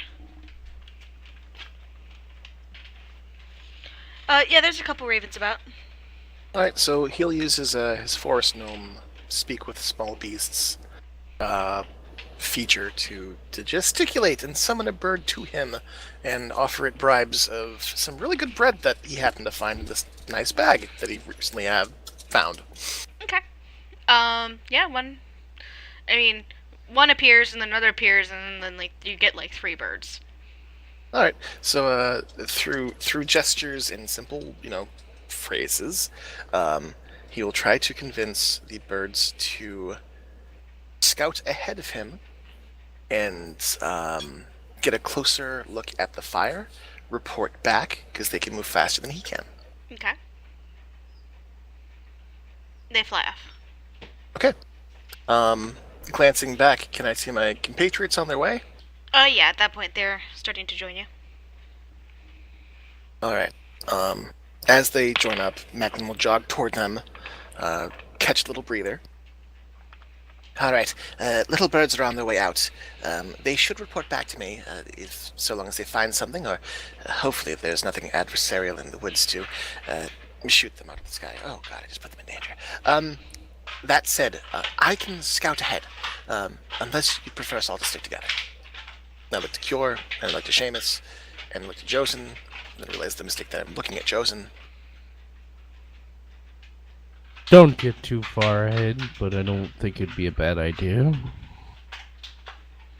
Alright, Macklin nods to Josen's approval. And unless the other two are objectively against the idea, Macklin will bolt ahead. And upon leaving, with the intent to make stealth checks as soon as he gets to the more wooded areas. Okay, so you're bolting ahead? Yeah. Okay. Yeah, you're making good pace. If you keep double dashing though, you have about one more round before you're going to start having to roll athletics checks. Alright, if I reduce it to like a slower jog, would I be okay to maintain that? It'll have a lower DC. Lower DC, alright, let's see. Spellbook, skills.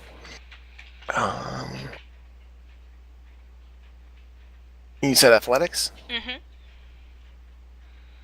Alright, to run Yeah. for an extended period of time. I will play it safe and run a bit slower. Okay. So using 2 movement in action and saving the bonus action. Okay.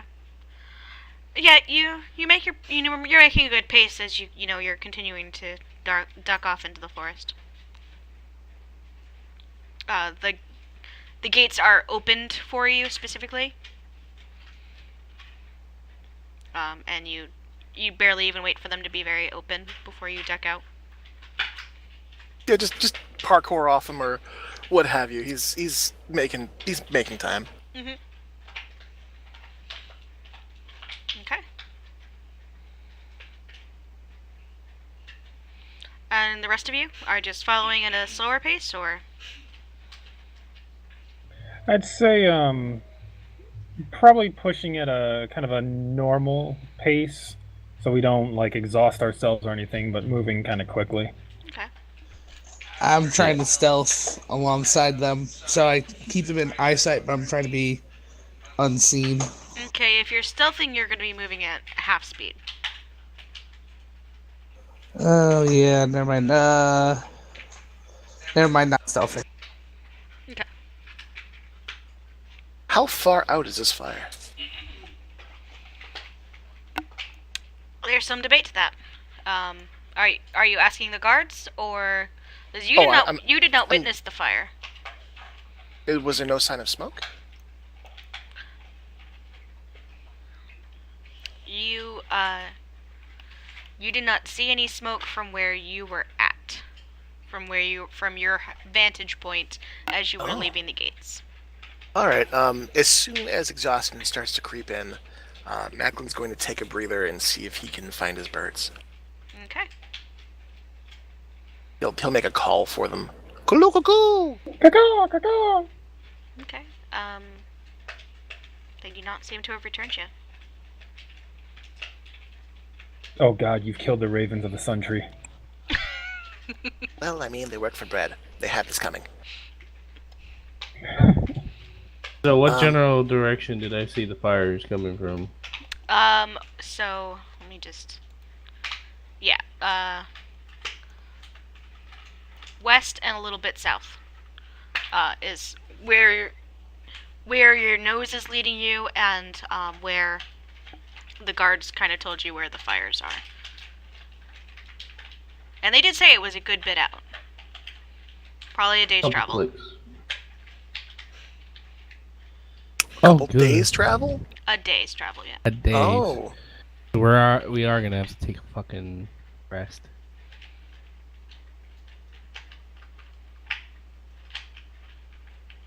Okay. Alright, Go as far as we can, then we rest, and do it again in the morning. All we can do. Gonna be better for me anyways, because then I get my spells back. yeah, I'll continue to push on, knowing that my companions aren't too far behind. Okay. I'll make a quick... I will climb a tree to try to acclimate myself, and just get a feel for the woods, get back to the swing of this particular, environment. Okay. So as you climb the tree and you kind of are getting a feel for the woods, it's mostly pine, birch, oak, northern trees. It's cold. The weather has actually turned to cold now. You thought it was you thought it was just it turning, just coming back from the fire plane. You're like, oh, it just feels colder here because we're coming back from the fire plane. But no, it actually is pretty cold. Just noticeably so. And so are you looking for so you do see a thin bit of smoke up ahead, but judging by, it looks like it's a good distance away, but it's probably a decent sized blaze. You'd have to roll for more. Yeah, okay, so, can I roll a survival check? Yeah, survival would be a good one for this. How many people can survive is what you're rolling for. 22. 22. Nice. Yeah. No one survives this. Which cardinal direction are we traveling in? North, south, east, west? Southwest. West, southwest. Huh, okay. So, you were here. You're now, like, here. God damn it. It's gonna be a trap. You better bet your ass it's a trap. So with that survival check, you know that it is not a natural fire. It is a large fire.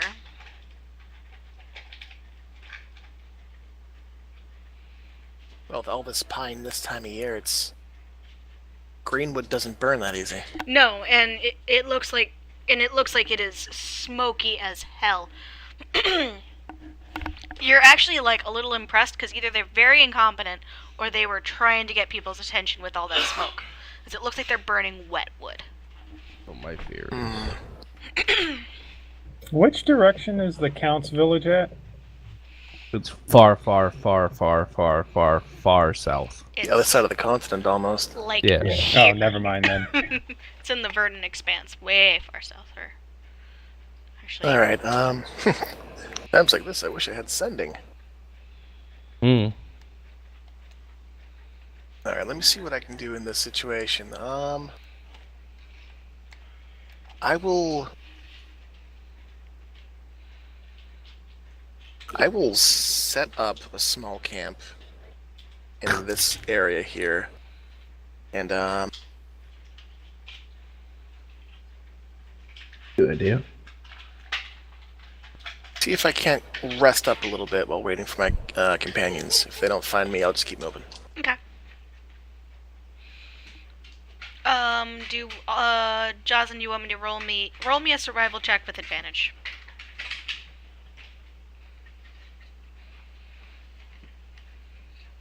With advantage. That's 21. 21? Yeah, good thing you gave me advantage. Yeah, I mean, it's your home forest and you're tracking Macklin. So, it's not like Right. Yeah, you get yeah, advantage gotcha. for familiarity. Yeah, you do, and you do find Macklin, probably an hour later. A good speed that you guys were traveling at, you do, but he was moving just a bit faster, and you do catch up, and he seems to have set up a little camp. So, Macklin, did you see anything? Warming his hands by a tiny little fire. He perks up as the others approach and nods. Yes, to the south, the flames are incredibly large and incredibly smoky. This is not a natural fire, you're right. It seems like someone is trying to get our attention, or someone's attention. How far out is it? Can I estimate? Yeah. About a day's travel. About a day's travel on foot. Half a day's travel. About half a day's travel on foot. Less if we hustle. However, we just fought a death knight. I don't think any of us are in much good shape for a scrap. I would be fine after a short rest or so. Yeah. I'm doing fairly Although well half myself, a day's but, travel would mean that we would arrive there after dark. He nods slightly. Macklin looks fairly energetic. For the most part, no real scrapes or wounds from the previous fight. But he is starting to look tired. Jocelyn looks like he's been beat the fuck up. Even though he really never got beat up. Someone else got beat up, and he looks like he may have absorbed some of those wounds. And he also looks extremely exhausted. Nods briskly. I mean, I I can Ice doesn't- certainly carry on. Ice doesn't wait while everyone's looking like they're shit and they're trying to be bold while also saying that they're hurt. He just plays the song that he needs to play. Very familiar to them to conjure up their little cottage home. Or little cabin home, I should say, not cottage. Do you level the trees when you do this? Right as he does this, Cure's in the middle of saying, "Well, perhaps we can advance till we get closer and then set up for the night, so we won't arrive after oh."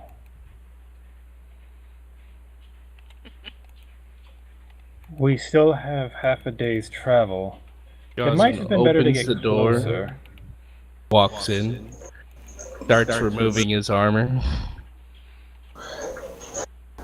This lasts for 12 hours. And we can keep pushing it, but honestly, the closer we get, the more likely we are to run into something. And Jocelyn looks like he's about to fall over dead. And he falls asleep. As they're still outside deliberating. Well, I guess we're taking first watch. Well, we still have the opportunity to run into something on the way to the fire tomorrow, so we still run the risk of arriving in a lesser state. Yes, but Cure isn't trying very hard to win this argument, though. It's kind of obvious that she's like, "Oh, well, we can rest." yes, but if we run into something now, we're not at full strength to be able to survive what we run into and what we're going to end up meeting later on. It's safer this way. Macklin. Yeah. You look up and you look up kind of out the window of the little cabin, and you realize one of your ravens has returned. Oh, hello, friend! And he's gonna make his way outside to the raven. It gets your attention by mimicking a baby's cry. It does. That's the code word! That means danger. Alright, I'll make my way to my little bird. What happened to Blinky and Clyde? It just kind of Blinky ruffles and it. Kind of ruffles its feathers at you. Oh, Go! how unfortunate, I'm sorry. Go! It has got something clutched in its mouth, in its beak. Alright, I scoop it under its chin and... Come on. Left That's eye. it. It gives you a scrap of dark green wool, bloodstained, and a long dark hair.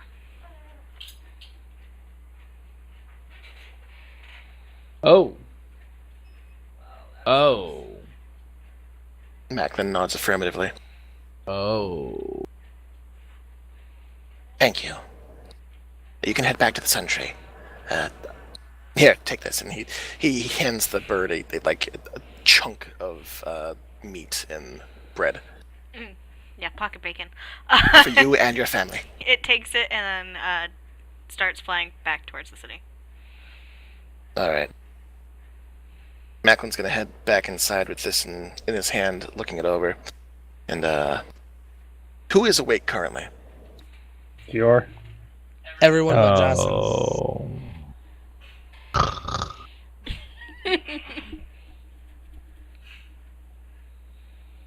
I'm still good to go. What did your raven tell you? An ill omen. And I'll approach Cure with this, with the bloodstained wool and the hair in hand, and I believe this belonged to our exiled friend, the young professional, Gren. I frown and I take a look at what he's got. Does it look like it belongs to Gren, or does it look like it belongs to Ilya? Mm-hmm. oh, either or. guess. Mm-hmm. Can't really tell. Mm. Does the hair look Tal'Dorei-ish? The hair does look Teldora-ish. Mm. Well, I mean, that doesn't both lower Teldores? the... Oh, did Gren have long hair or short hair? Medium length hair. medium length? Yeah, but I mean, the hair is not long enough. As Who someone wears green? as someone who sheds hair, I can tell you that sometimes it breaks off at the top and sometimes it breaks off at the bottom. So, finding a shorter hair is not as telling as it might be. And she was looking mostly for like the hair color and everything. Yeah, hair color So- is definitely the dark hair of a Teldore. They have particularly kind of a black hair that's not common up here. So Cure takes a deep breath. I am going to take a short rest, and then I am going to scout ahead.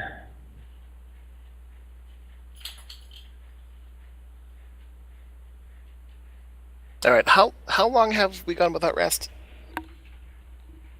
At this point, you're pushing almost 24 hours at this point.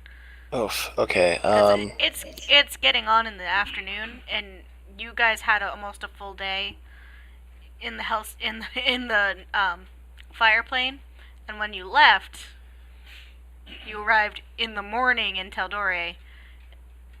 So it's been a while. Yeah, I don't. Pardon me for saying so, but I don't think you're going to last very long in the woods by yourself out in this weather. It wouldn't be the first time.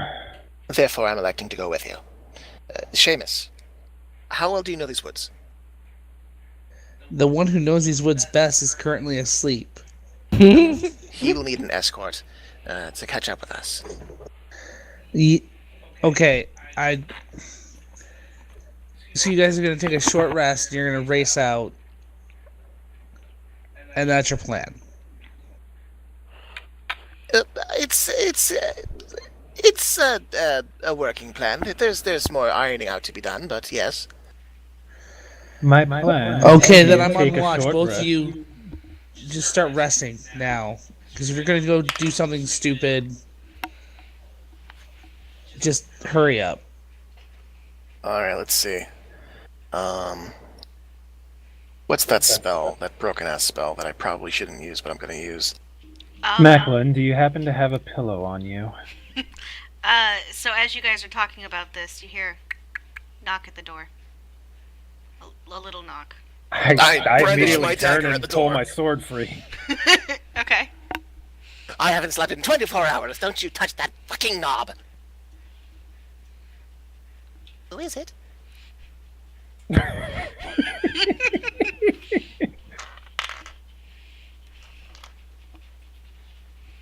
Is there any knocking after that?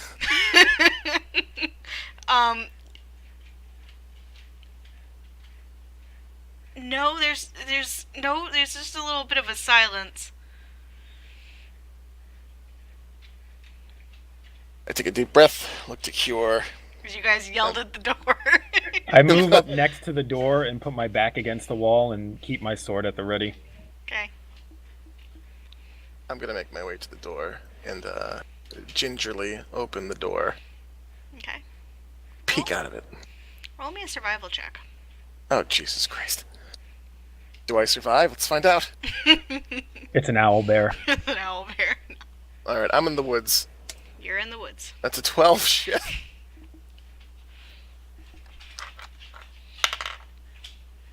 Yeah, you don't see anything. Macklin If scowls. something knocked on the door, it definitely thought better of it. Macklin scowls and slowly closes the door. It decided to go. Oh, Jesus. Yeah. Ice walks. I'm not on the list. Let me move myself on the page.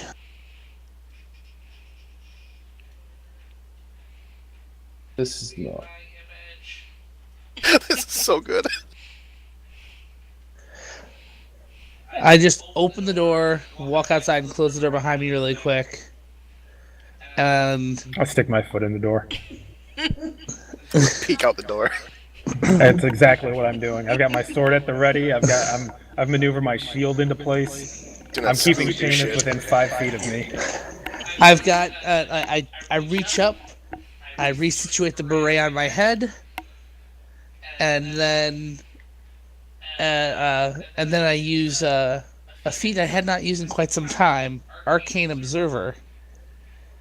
And I'm going to use the Detect Magic feature to see if there's anything around. There is. You get a faint blip of arcane energy over here. Huh.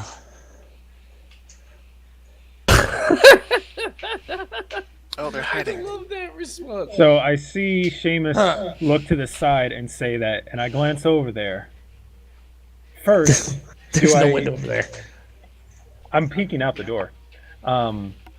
Do I see anything first? Roll me a perception check.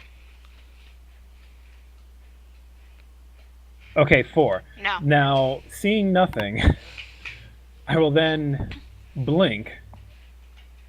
And let me check something.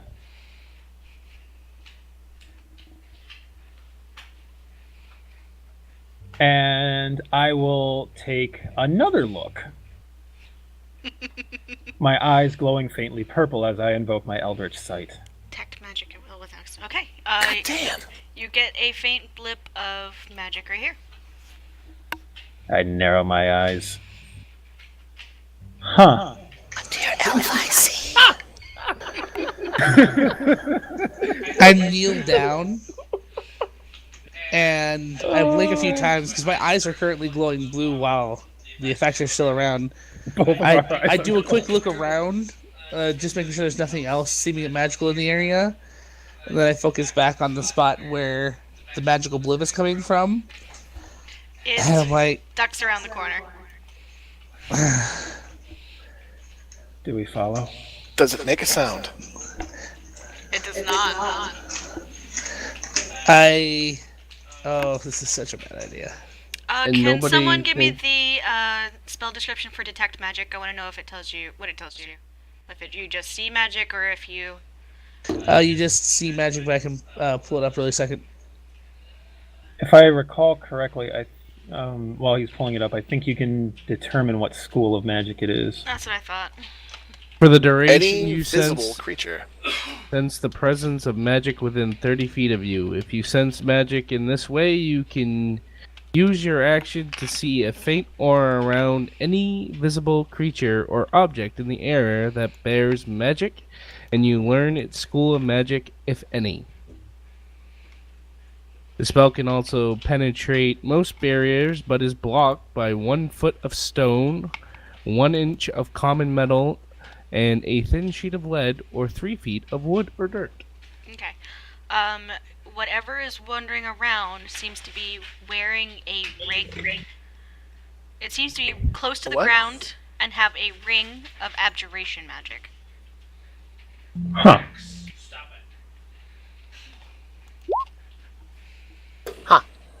All right, so the last thing I said to Seamus and Macklin was, do we follow it? Well, I for one don't have magical Seeky eyeball powers. But the blind guy has ears. He's sleeping. I mean, you're the ones not waking his at. Hey, there might be some deadly danger out here. Leave him asleep. Well, he looks so old and sad. Grouchy. I look back at both let of them Dad and sleep. I say, just stay here. And I Seriously? step out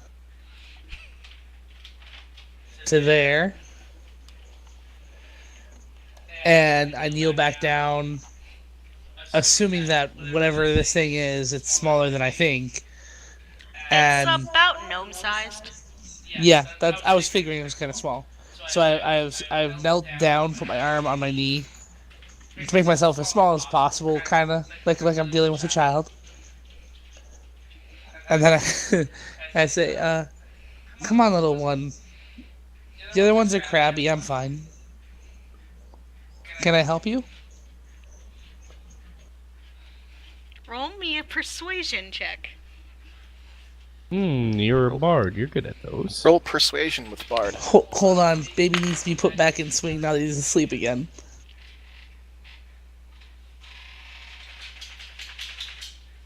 Talking about the magical creature, or is he Dropping talking him about will the actual definitely baby? wake him up. Actual baby.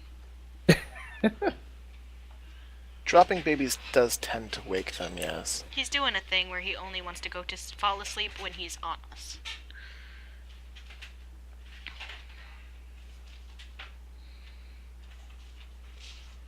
You should just build like a little train for the living room and just have the baby in the train get rocked and rolled around the room. Kind of like being Oh, that's cradled gonna and be a rocked. lot. Hold on. It's gonna be a lot. I'm sure it will be.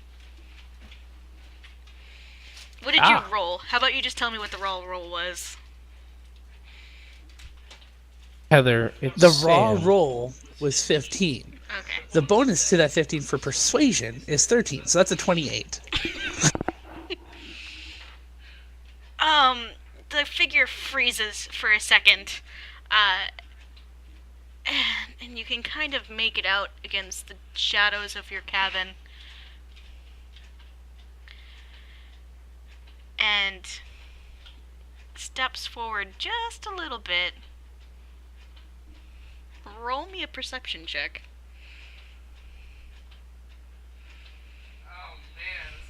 It's a Draco Lich. It's a motherfucking Polymorph Draco into a gnome? 18. Yeah, yeah. they can do that shit, man. I bet they can. I rolled a 10. I got went to my passive perception. Yeah. You guys had a stowaway that seemed to have followed you and tracked you out here. Oh, no. Fucking god. A gnome stowaway? No. It's not a gnome. Got to be kidding me. That's no gnome. Huh. As she steps forward, crosses her arms, and kind of narrows her eyes at you as if daring you to challenge the fact that she is out here, unaccompanied, at night, in the woods. Alina stares you down. Oh my god. Is she within my line of sight? No, No. no, she's not. You are I- in the house preparing for the demon that is obviously tracking you. I am peering outside the door. I walk up to her. Oh, you silly child. And I pick her, I swoop down and pick her up into my arms.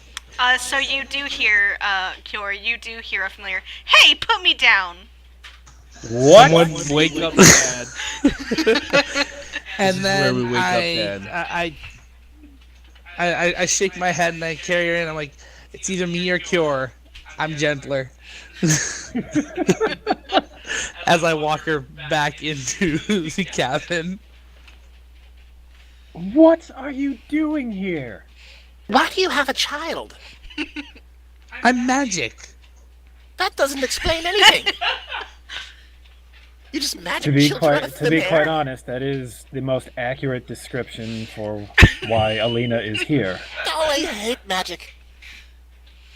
Yeah, I do too. She is glaring at you all from where she is being fireman carried by Seamus. An imperious stare, the stare of a Taldore. Of a Oh, royal don't think you line. can pull that off here. You were supposed to stay back in town. No one said that. You're right. I assumed it would be well within the realm of your common sense. Or self-preservation I see I instincts. was wrong. If my mother is out here, I am going to find her. That is our job. That is why we're here. I set her down on a cot near the fireplace. And I look over at Cure.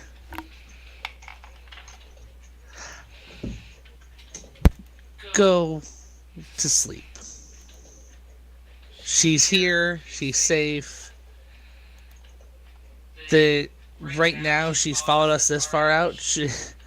One way or another, she's in danger. So either she's in danger and protected by us, or in danger alone on the way back.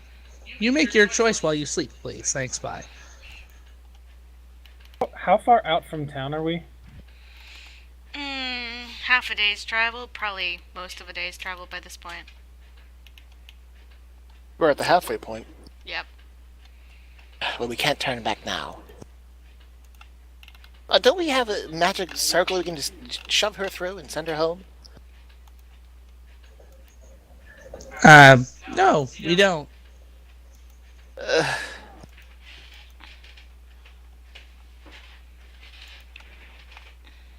Fine, you're right, Seamus. She's here. Well, we won't be here for very long, whether we rest or not. You surely can't be suggesting we take her with us. Okay. If one of us takes her back, that's one of us who won't be there to aid the others. Crunch the numbers, Cure. Either we lose a day and a half taking her back and hoping she doesn't somehow follow us again, or we continue to rest and then she comes with us and we just have to make sure to protect her just like we end up protecting Ilya. This is all your choice, of course. All of you roll me a perception check except for Jocelyn. Wait, 13. Okay. Ooh, 12. 14. 14. Okay, Macklin. You notice that she is armed to the teeth. Like, you know where to look for weapons because you're also small. So, She's got all the bumps in places where children shouldn't have bumps. yeah. Alright. Seeing this, Macklin reaches into his pack and throws a pillow at Cure. Well, go on, take a nap. And, I grab the pillow in midair, and when he turns away, I chuck it back at him. you asked for a pillow. I thought you would understand what I meant. Yes, I need the pillow for the spell. Oh, you need the pillow. Macklin.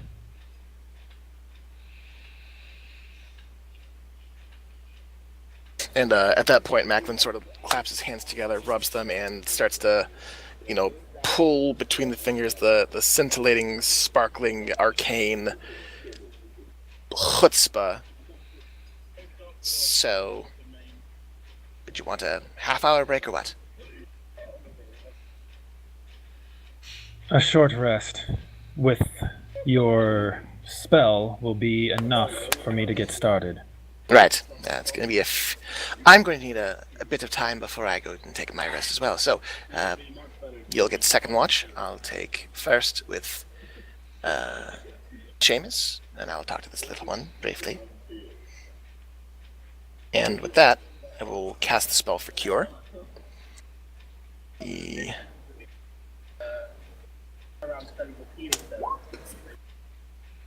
Thank you. The nap enchantment. So, with Cure Sleep, Macklin's going to make his way around Seamus and take a seat on the same box, I assume, that the young lady... Yeah, Seamus said it was a cot, so it is a cot. Okay, so he's going to pull over like a box or a stool or something to sit on so he can stare down the small child. What was her name again? Alina, and she is Alina. full force pouting. Alina, and she's full force pouting. Macklin takes a seat, plants his hands on his knees, and sighs while giving her a square look over. First and foremost, I would like to apologize for my language prior. You caught me at a bad moment. I do hope you won't repeat any of those words. They're not good words. My Except mom says doorknob. worse. Well, doorknob's an okay word. Secondly, And he looks her over, and does she appear to be carrying crossbow, a bow? Roll me another insight check to see if you can kind of pick out which weapon If I she's can carrying. identify what she has. Okay. Yeah. Let's see, a skill check. Insight. 21. She has a short bow, a quiver, 3 daggers, and a pistol. attitude, Okay, first and foremost, inventory check. Show me your bow, please. I'd like to see how you've strung it. She hands over her bow. Okay, Macklin looks it over, gives it an appraisal, and he unplucks the strings, hands her back the bow and the strings. Okay, string it again. She nods and does so.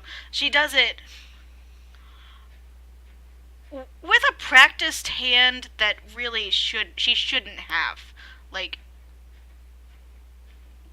this is a kid who, instead of learning algebra, is learning woodscraft.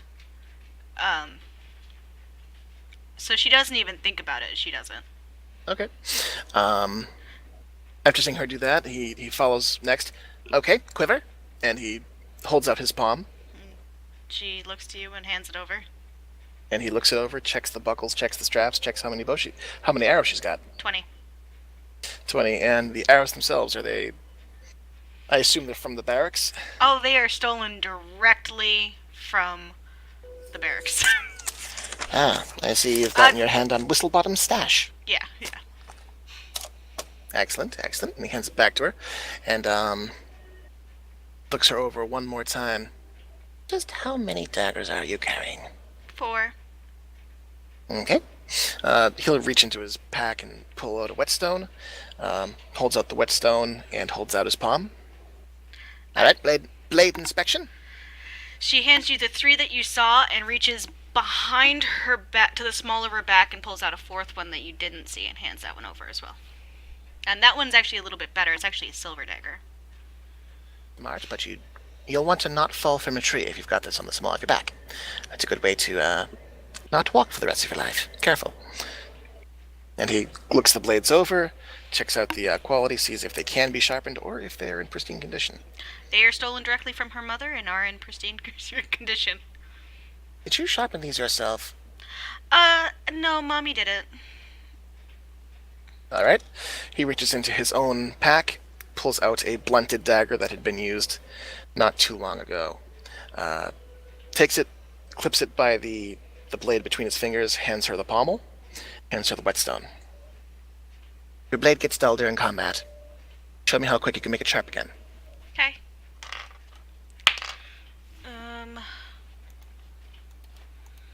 Let's see. Sleight of hand check. She's not as quick with the daggers as she is with the bow. All right. Seeing that there is any room for improvement at all, I'm going to spend the duration of my watch and have Seamus basically stay up during Seamus's watch to run her through the basics. No, the slightly more advanced stuff. Yeah. To make sure that if we're taking her along, she knows how to keep herself alive, how to sharpen her weapon, how to string her bow, and how to run. Yes. So, in mechanics-wise, so you trained rogues. You have trained your fair share, and some of them not much older than Ilya herself. Just the nature of, and usually you're used to street urchins. You are not used to Well-kept young ladies. well-kept young ladies.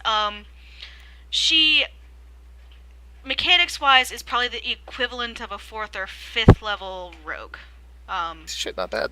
She's definitely not bad. Maybe like 3 ranger, 2 rogue, if we wanted to get crunchy with mechanics. Yeah, see if I can reinstate some of the ranger for where we're going.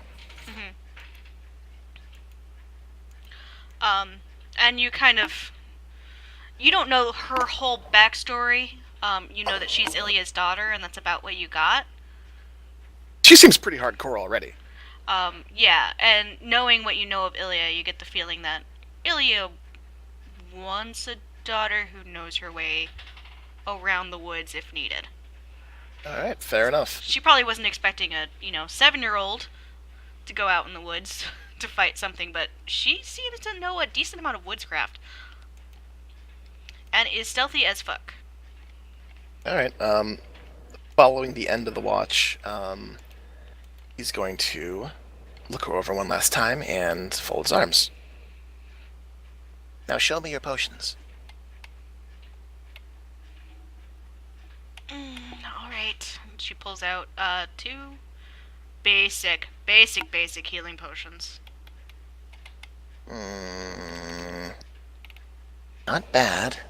But I also have this, and she pulls out the magical item that you guys had spotted on her, which is a necklace. It looks like a locket.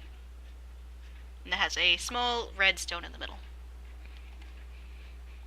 Is it easier to hide? No, this isn't for hiding.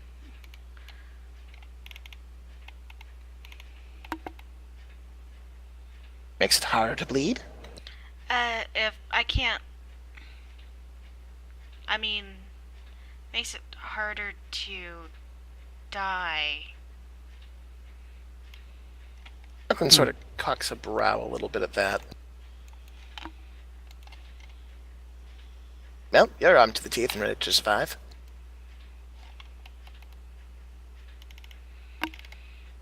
I raided my mom's. Oh, you didn't check this one. And she actually, in a moment of honesty, hands you her pistol. Macklin just holds it up and Grip first. he shrugs that. I've never used one of these in my life. You can have Seamus check it if you want. He'll hand it over to Seamus.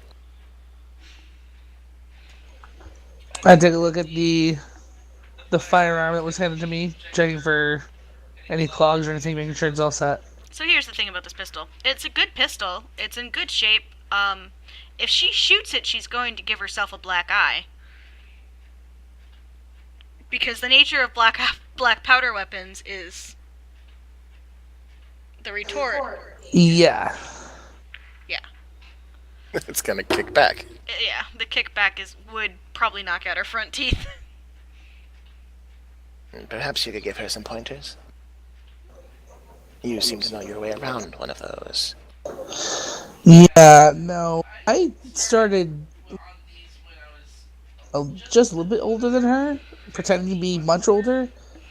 The kick on these things is pretty fierce. And I look at her and I look back. As much as I want to be gung-ho and let her have this, this is really not something that you should have. And I won't tell Whistlebottom that I got it from you. I didn't get it from Whistlebottom. Okay. I won't tell the guard that you stole this off of. That I found it from you. And hopefully, whoever this was taken from doesn't ask for the destruction order while we're still holding it. He won't. He's very embarrassed about it. Who? Oh god, I'm gonna have to fix someone. Who did you just... Who? Private Pashar. Oh lord. That poor thing has enough confidence issues. Could... Private Pashar has been a private, and not a private, and then a private, and then not a private, and then a private, for as long as you have been a rifleman. Mm-hmm. Oof. Damn, Bouchard.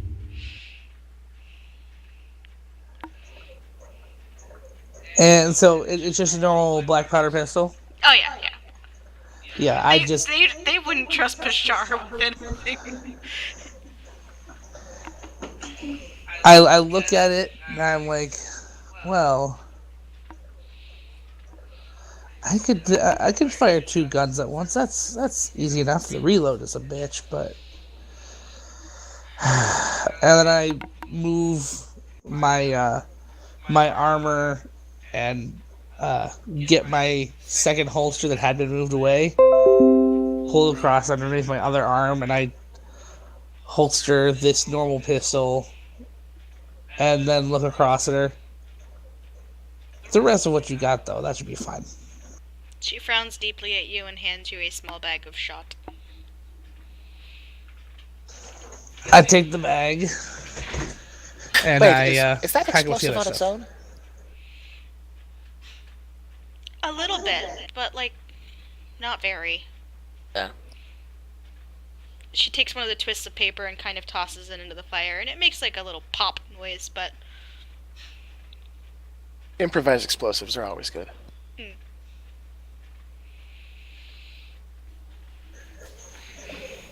Yeah, she kind of curls up on the cot. You guys, roll me an insight check, you two.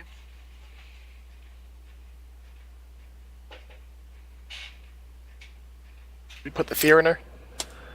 That's a 10. I'm asleep. 22. Macklin, you're not as familiar with Alina, so you're like, okay, well, kid's more capable enough. Ice, you're pretty familiar with Alina. You've more or less known her since she was rescued from, since she and Ilya were rescued from the Feywild. And she looks actually scared. Like, more scared than she was in the auction pit. Oh boy.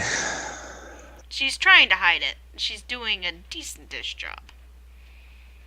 But to be armed like this, and this is against her character. She gets in trouble, but she doesn't actively seek out this level of trouble. Usually it's mischief. This is a little out of the realm.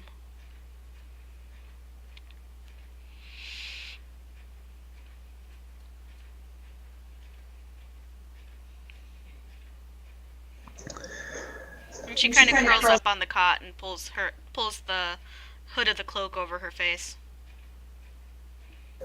I pull out my cittern and I just play a calming tune, trying to ease her mind a bit, because I've been where she's at right now, and I know how shitty it is. With Seamus playing that lullaby type music, can I piece together why he's doing that? Yeah, roll me an insight with advantage, because I'm going to give you advantage for familiarity. That's a 14. You get the feeling he's doing it to try and calm her. Alright, I'm gonna follow his lead, and as I settle in and turn in, I'm gonna take my cloak off, use it as a pillow, sleep on the rug next to the cot, staring at the ceiling. And as I prepare to sleep, I will cast Minor Illusion as my gnome ability, and project what constellations that I'm familiar with onto the ceiling, onto the support beams, stretching the lights as best as it, warping and, shaping and warping it based on the geometry of the ceiling, like a lamp. Yeah, you do manage that, and she does look up to it. Just slowly spinning. Every so often there's a shooting star. Every 6 seconds there's a little hiccup while he tries to get it to go again. And as you do that, you do hear her quietly say, I just wanted to find my mommy.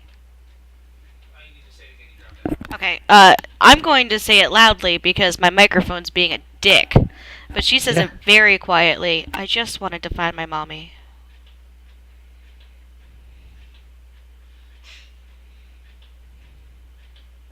That's what we're doing. You'll find her. Enough, we just need rest. Kior doesn't like me very much. Cure? Oh, I think you're mistaken. Cure loves kids. With that, she curls up into her Doc. cloak and rolls over. He just has a different way of showing it. Have you ever heard the phrase, bear the rod, spoil the child? Her whole life seems to be based around discipline and following orders, and well, I think that's the closest thing to affection she can show. which I suppose for you is a lot of affection, just in a different way.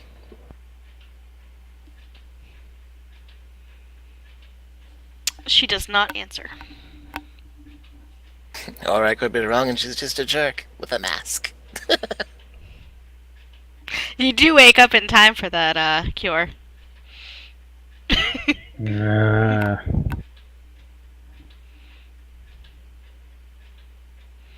Well, as I wake up, I sit up and kind of blink a bit, look around, stand up and stretch. So everyone's kind of settled down now. Yeah. Seamus is Kinda- playing music. It's very pleasant. Macklin's kind of curled up on a rug.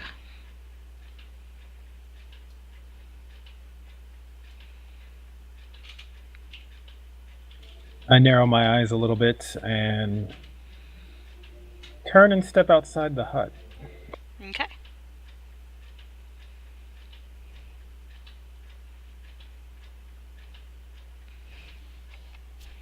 You step outside.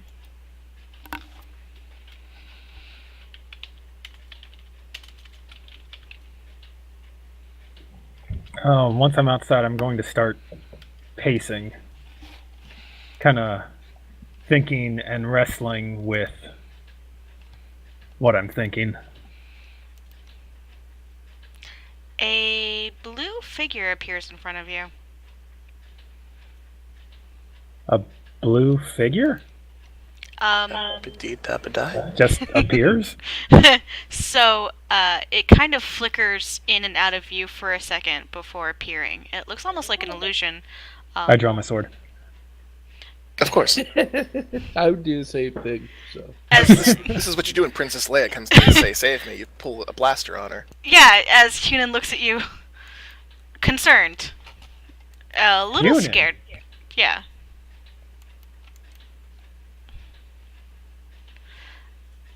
I blink at him and then I kind of poke him with the edge of my sword. It just kind of goes through. I feel like I should say ow, but I didn't really feel that, so... And he looks at you. This is new. It's a limited ability from Saren Ray. I can't really do it all of the time, but she grants her gifts as she wills. Is Alina with you? Yes, she's with us. Thank goodness she left a note. Mrs. O'Shaughnessy was beside herself when she came to the castle. Oh, I can imagine. Little girl is entirely too willful for a girl her age. I wonder where she gets it from.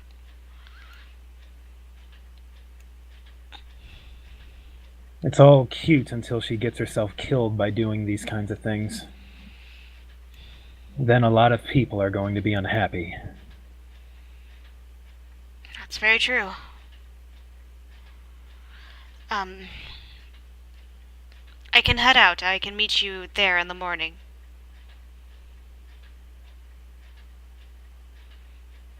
Kind of scowl behind my mask and glance off to the side. One of Macklin's pet birds found something. It could belong to Gren or Ilya. Whoever it's from, they're wounded. Our Lady. Well, maybe the signal fire is something that they started. To get someone's attention at the castle. It's very possible, but we're still half a day's travel away, and everyone wants to take a night's rest. And while everyone deserves it, I'm somewhat worried that the time we spend resting now is time we won't be able to make up later.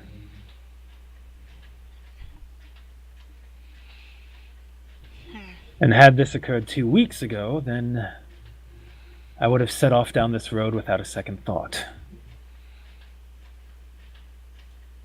Oh, Kyora's aware of that. That's one of the reasons she hasn't left yet.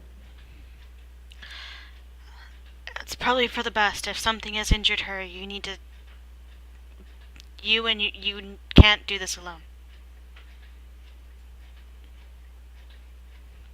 Cure starts pacing again. I am on my way, and I will bring some paladins with me. At the very least, we can drag Alina back kicking and screaming.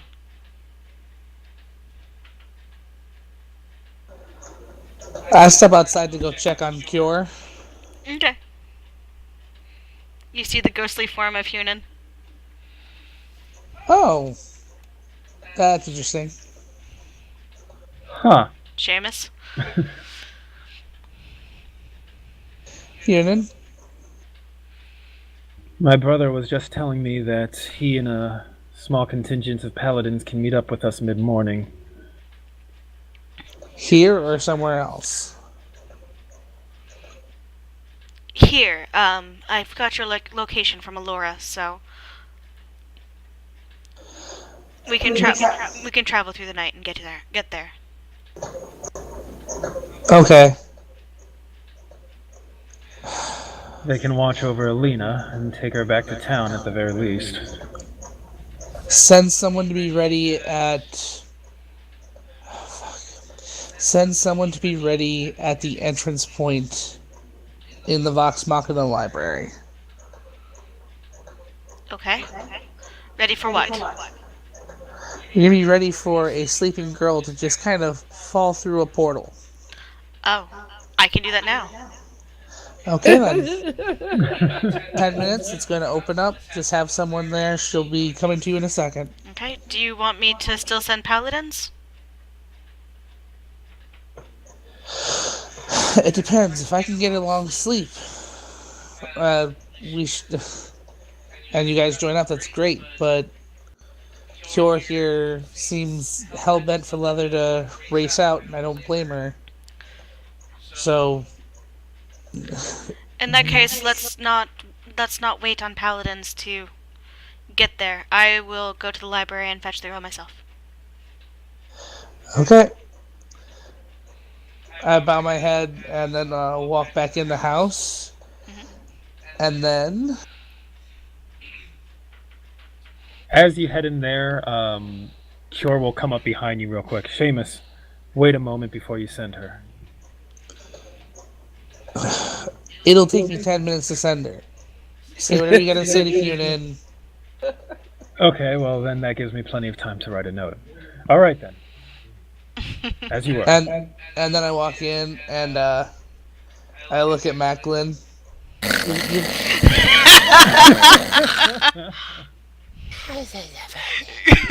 It's like How heavy is Macklin again?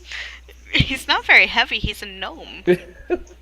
I cast Levitate at will, and I just move him to another cop. Prudent steps going around. And then around the cot that Ilya is on, Arlena, sorry, I start drawing the runic symbols for teleportation circle. Okay. As he's doing that, I'm going to turn back to Hunan. We don't know what we're going to face, but if either one of them is in danger, well, they're very capable individuals, so I'd be worried about anything that could render harm to them. We may need soldiers of some sort to back us up. At the very least, our team can move forward and scout the situation and try to gather some intelligence. Okay, so I will send 6 paladins to the location you are at now. If it is something you cannot handle or unable to handle, meet them here. They will stay for a day or two before heading back. Very well. That will work.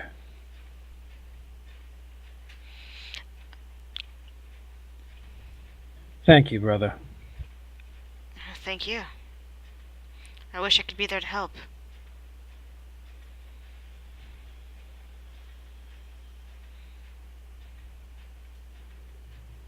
Trust me, what you've done so far is a great deal of help already. Okay, I need to leave if I'm going to get to the library in time. right, Otherwise, she'll go. sneak out again. I have a note to write. And he fades. And Kiora heads inside and pulls out some materials from her satchel and begins hastily scribbling a note. When she's done, she's going to stick it in Alina's belt. Okay, sleight of hand check. Once Ice has the portal ready. Once the portal's ready, she has 6 seconds, so you're just gonna have to put it in a little bit before then. That's perfectly fine. All right. 13. Okay. You jostle her. She looks exhausted, and so she does manage to. She doesn't. You don't wake her up immediately. She kind of starts to wake up as Ice finishes casting.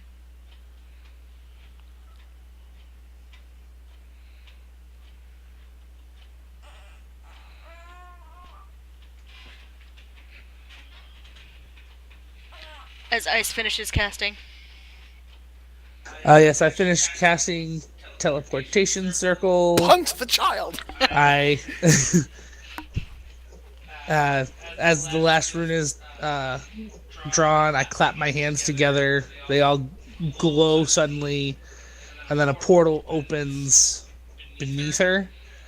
And then, because the objects within the house aren't able to leave the house, once it starts to go through the portal, it just kind of disappears and etheric, fancy sparkles as she just goes through it. Alright. You just dropped her through it? She is dropped through a portal. That was rude. The portal closes behind her. I dust my hands off. That was nicely done. Yep, that was our fast trip home gone, so hopefully your scouting mission is fruitful. Best case scenario, she will hate me for sending her away like this, but she will have her mother back. Worst case scenario, at least she won't have to see what we find. It's worth it. I mean, you didn't send her back, so Now I'll take the blame for it.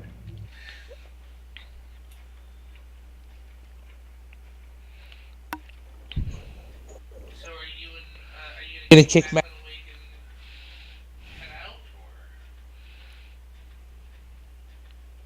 Gonna kick Macklin? Is that what I heard? Yes, I said, are you gonna kick Macklin awake and head out, or what? Oh, yes. Move over to Macklin I and... probably deserve it. I don't kick him, I just kind of rock him with my foot. Alright, Macklin starts awake, hand at his hip, ready to grab the pommel of his dagger. Oh, I dozed off. Oh, hi. Yes, right. And he takes a moment, slaps himself in the cheek a couple times, and starts to get himself ready. Okay. You look up and you realize that Alina is gone. Oh. Oh, no, did she run off while I was dozed off? We sent her home. Sent her home. But... No, it's for the better. Yes, of course. Good idea. We sent her the safe way. He nods briskly. I'm sure the not-so-safe way would have been a worse idea, yes? Indeed. Yes, usually catapults and children don't do well. Right, so... I pull out I pluck another wooden feather from my bag, and I throw it in the air, causing a wooden raven to materialize and flap a bit, and land on Kyora's shoulder. I say, okay, so I'm gonna try and sleep. This this bird will be my eyes and wake me if something. Snap twice in front of it to get my attention. I'll wake up if something bad is happening and we need to wake up and race to you. What's of the cabin? I'm staying in the cabin with Jocelyn because he's still asleep. You'll be keeping watch? No one can enter here, and if someone bangs on the door, I will wake up. Oh, fantastic. Magic is wonderful. I still hate it, but it's wonderful. Yes, it's I not second that. it's not wise to fall asleep, but at the same time, You they can't both open the need door it. without being invited, and if they decide to do a full-on attack, we're fucked anyways. So, oh shit, just get going, and Right. Long goodbyes and all that. yeah. Right. And I laid, as you know, the portal has gone. All the etheric sparkles reform, and the cot that Alina was on has reappeared. I just stretch out on it, laid and close my eyes. Whisper in one hand over whisper, the other hand hovering over the magic pistol. Make sure to properly close the door when you walk out. Okay, Dad. Macklin bows his head to nod. Well, see you on the other side, Seamus. And on that note, we're going to end it for tonight. Alright. Oh. That worked out surprisingly well. Yeah. Yeah. There was no one arguing. Everybody was in agreement. They actually have a kind of a plan. Kind of. Well, like Macklin said, they're starting to actually